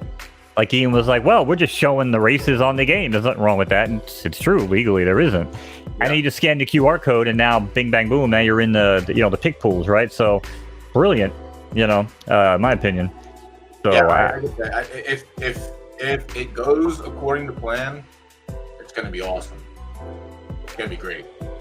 And even if you just say 10x the wagering population right now, okay, cool. So that's more pools in the wagering. That's more eyes on the game. That's more money back in yield from track staking, which people are going to want to race more, which means there's going to be more horses getting bought and sold. And fucking 4, 5, 6 horse fields. The synergy will change, and it will go back. Again, we're never going to get back to where we were. We probably shouldn't, because that was crazy. You know what I mean? Where B+ is pregnant, we're going for $2,000. Like, that was insane. People, that was too much risk. Yeah, that was too much risk for people coming in anyway. So, I think a lot of people that lived in the real horse world were like, hey, let's realistic expectations. Like, let's make some money. Let's have some fun.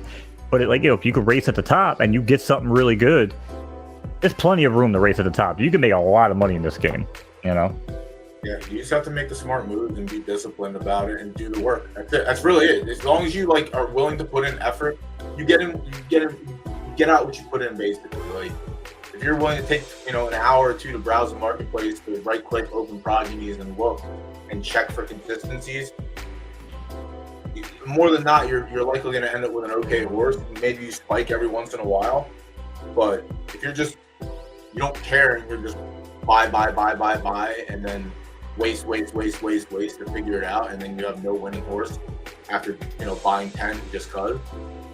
And then that person's likely not going to come back again and buy any more horses. And we're going to have people like that, and that's all right as long as come in, do it the wrong way, reward the rest of us, and then you punish yourself because you did it the wrong way. That's just cold hard facts. Like just take the time. Really, that's all it is. Like there's been a bunch of people that come in the chat every once in a while, and it's like, oh, I bought this horse for a 600 Derby, and I just won the A+ thing. It's like, yeah, you can do that. You can buy an A- for 200 and finish second and get 6,000 in purse. And now how many? What's the multiplier on that? Like, you can do these things. Like you can go out and buy an S for 1,000 or 2,000 off the marketplace, and win the S restricted stakes. Like. Yeah, and for every one of those stories, there's two people, who hit me up or DM stop at my channel too, and they'll be like, "Oh, bro, I'm hanging on for dear life," and I'm not gonna call anybody out by name, but I actually had a long conversation with somebody this week, and we spent like an hour, dude, and I was shocked at how much they were racing and how little they actually knew about like how the game works. And it's not a knock at them, because again, there's a lot to take in, but I was actually like, damn, like people are spending that type of money, they're racing for that long, still without the type of knowledge of like, well, I should be in a maiden race pretty much until I win, unless you own both parents, you run the horses before, maybe you go right into stakes racing, because I do that with Boy Named Sue horses, but I'm not going to do it with some random ass horse that I don't think can cut it. I want to win that, I want to learn that horse in a maiden, it's less risk, and now I can decide from there, do I want to go into allowance, do I want to go to stakes racing, do I want to go to benchmark, like there's so many options from there. But I was like, damn, so anyway, move forward. A couple DMs later, they're winning. Like, oh, dude, thanks for the help. Oh my God, now I'm assessing the horse. I'm doing this. And now they're hooked on the game, where I think they were actually getting ready to leave. You know what I mean? And I'm not patting myself on the back. I didn't save anybody, but I'm just saying that in this game, for people like me and you, or even guys like Latuda and other people in chat, we've been doing this shit for so long. It's like second nature. Okay, cool. Look at this horse. All right, bing, bang, boom. But it's crazy, man. Like a lot of people coming in, they don't have the knowledge. A lot of people weren't here for the times of claiming A+ for 83K. Yeah. That was a fucking awesome time to be alive. I was grinding, claiming like crazy for 3 seasons straight. It was the best. That was, to me, season 7 through 10 or 7 through 9 were my favorite seasons so far in this game. It was fucking awesome. Granted, horse prices were way up, but when people were claiming A's for 60, 50, 75, 83, and 100K, that's good for me. I'm all right with that. Like, but now, obviously, you look at the game and you see the S's in for 1K, and it's like, well, where do we come? What happened? But if you weren't here for the whole ride, it's hard to understand. But but if you look, certain people you talk to, they're like, oh, it's a seller's market, right? You just sell everything, just get in, right? Whatever.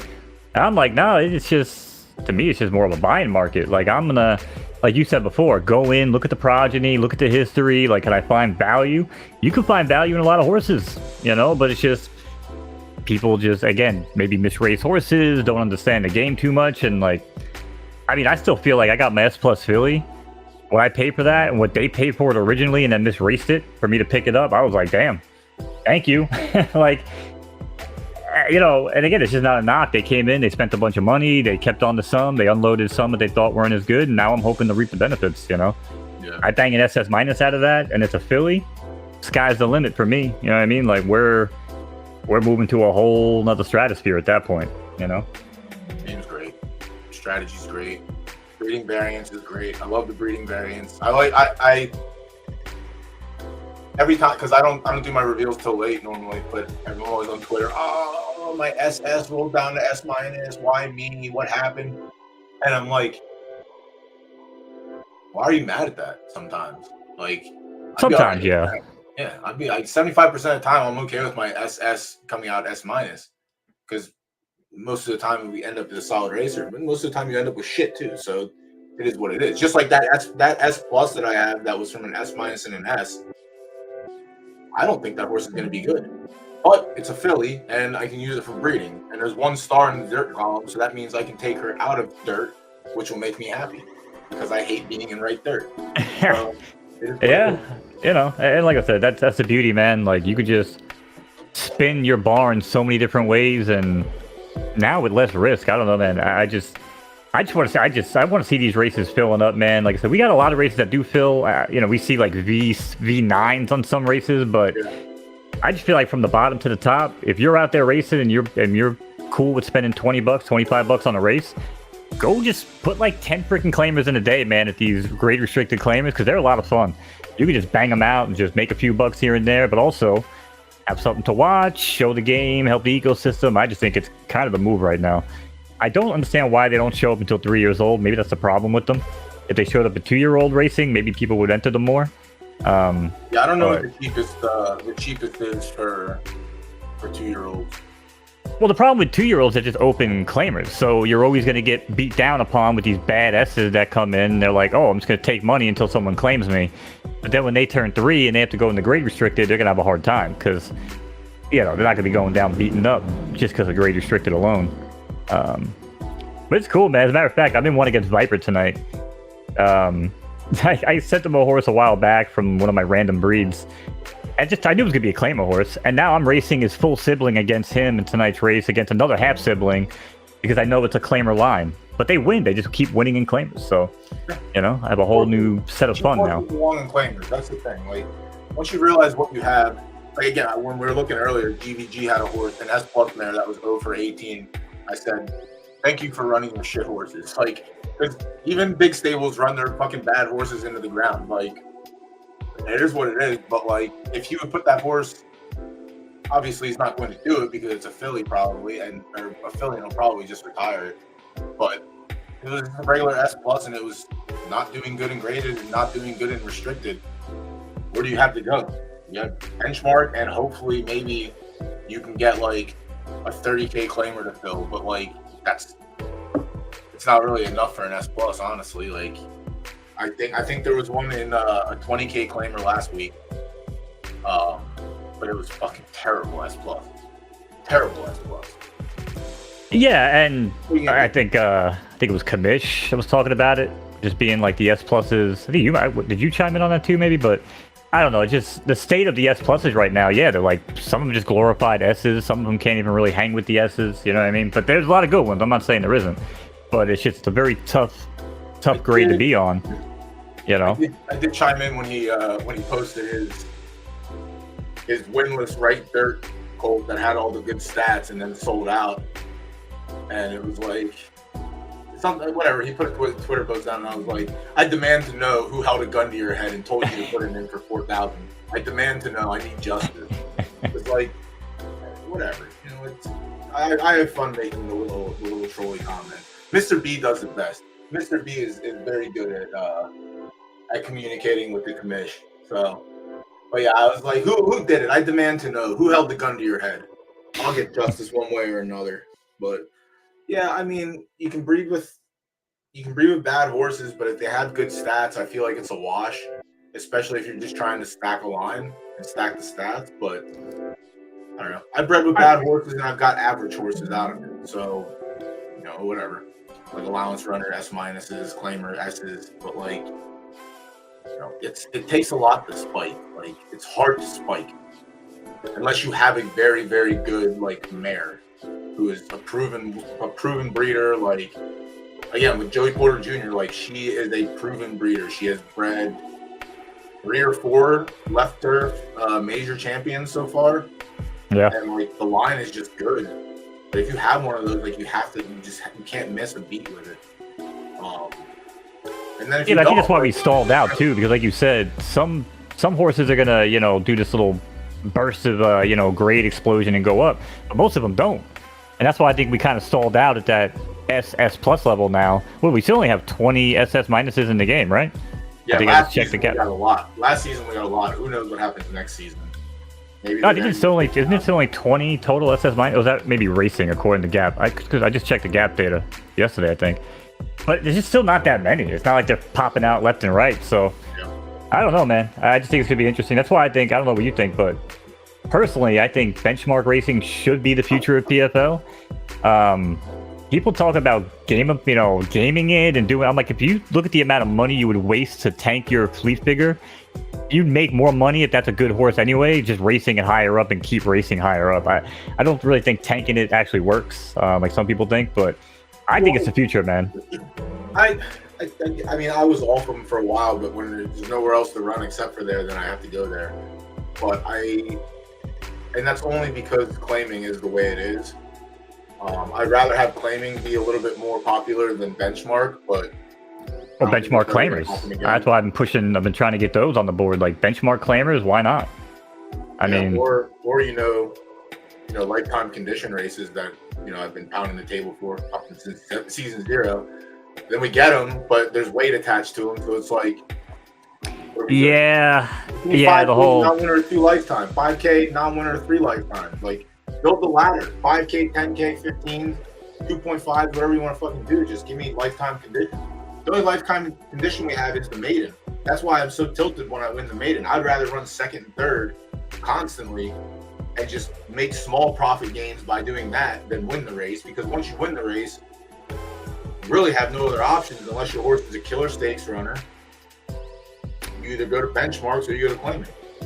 Yeah, so for me, I run the maidens, and then usually they don't have, unless they get into that flow like you're talking about, a bunch of seconds and thirds, they don't normally have a fleet figure if they win their second, third time out. So normally I'll put in like an allowance or stakes race depending on the time and stuff like that. And then usually by then they'll have a rating, so I can be like, okay, cool, well, if you don't have the heart for stakes racing, well, let me throw you in a benchmark, and if you don't perform there, now I'm just throwing you in the claimers. Like having that ladder, I think, is just really, really nice. That we didn't have that, going back 6 months ago. If one of the S's pops off in a maiden and runs a solid second, and like I'll look at the field. Like that's the way I do every Monday and Tuesday when we do this. I always look at the maidens. If I beat good horses, visually on paper, good horses, then I'll try the stake race. I won't go to a maiden, which that's the little greed in me. It's like, all right, well, if you ran good here, let me see if I can run good up in the stakes. And if you run good in the stakes, then I'll just run seconds and thirds in the stakes instead of the maidens. And now I'm getting a little bit more incremental derby back. But yeah, it's tough. Like I don't fault anyone for running where they run, but I will fault you if you put a fucking S in a handicap, or if you put an S in an A to S allowance. Yes, exactly. The S minus to SF minus. Like, I will fault and shame you. And I did that yesterday, and I think it was, they went into to general, and they had to correct that they just bought the horse and the person before was running the S and all these allowances and handicaps, because I was like, don't fucking do this.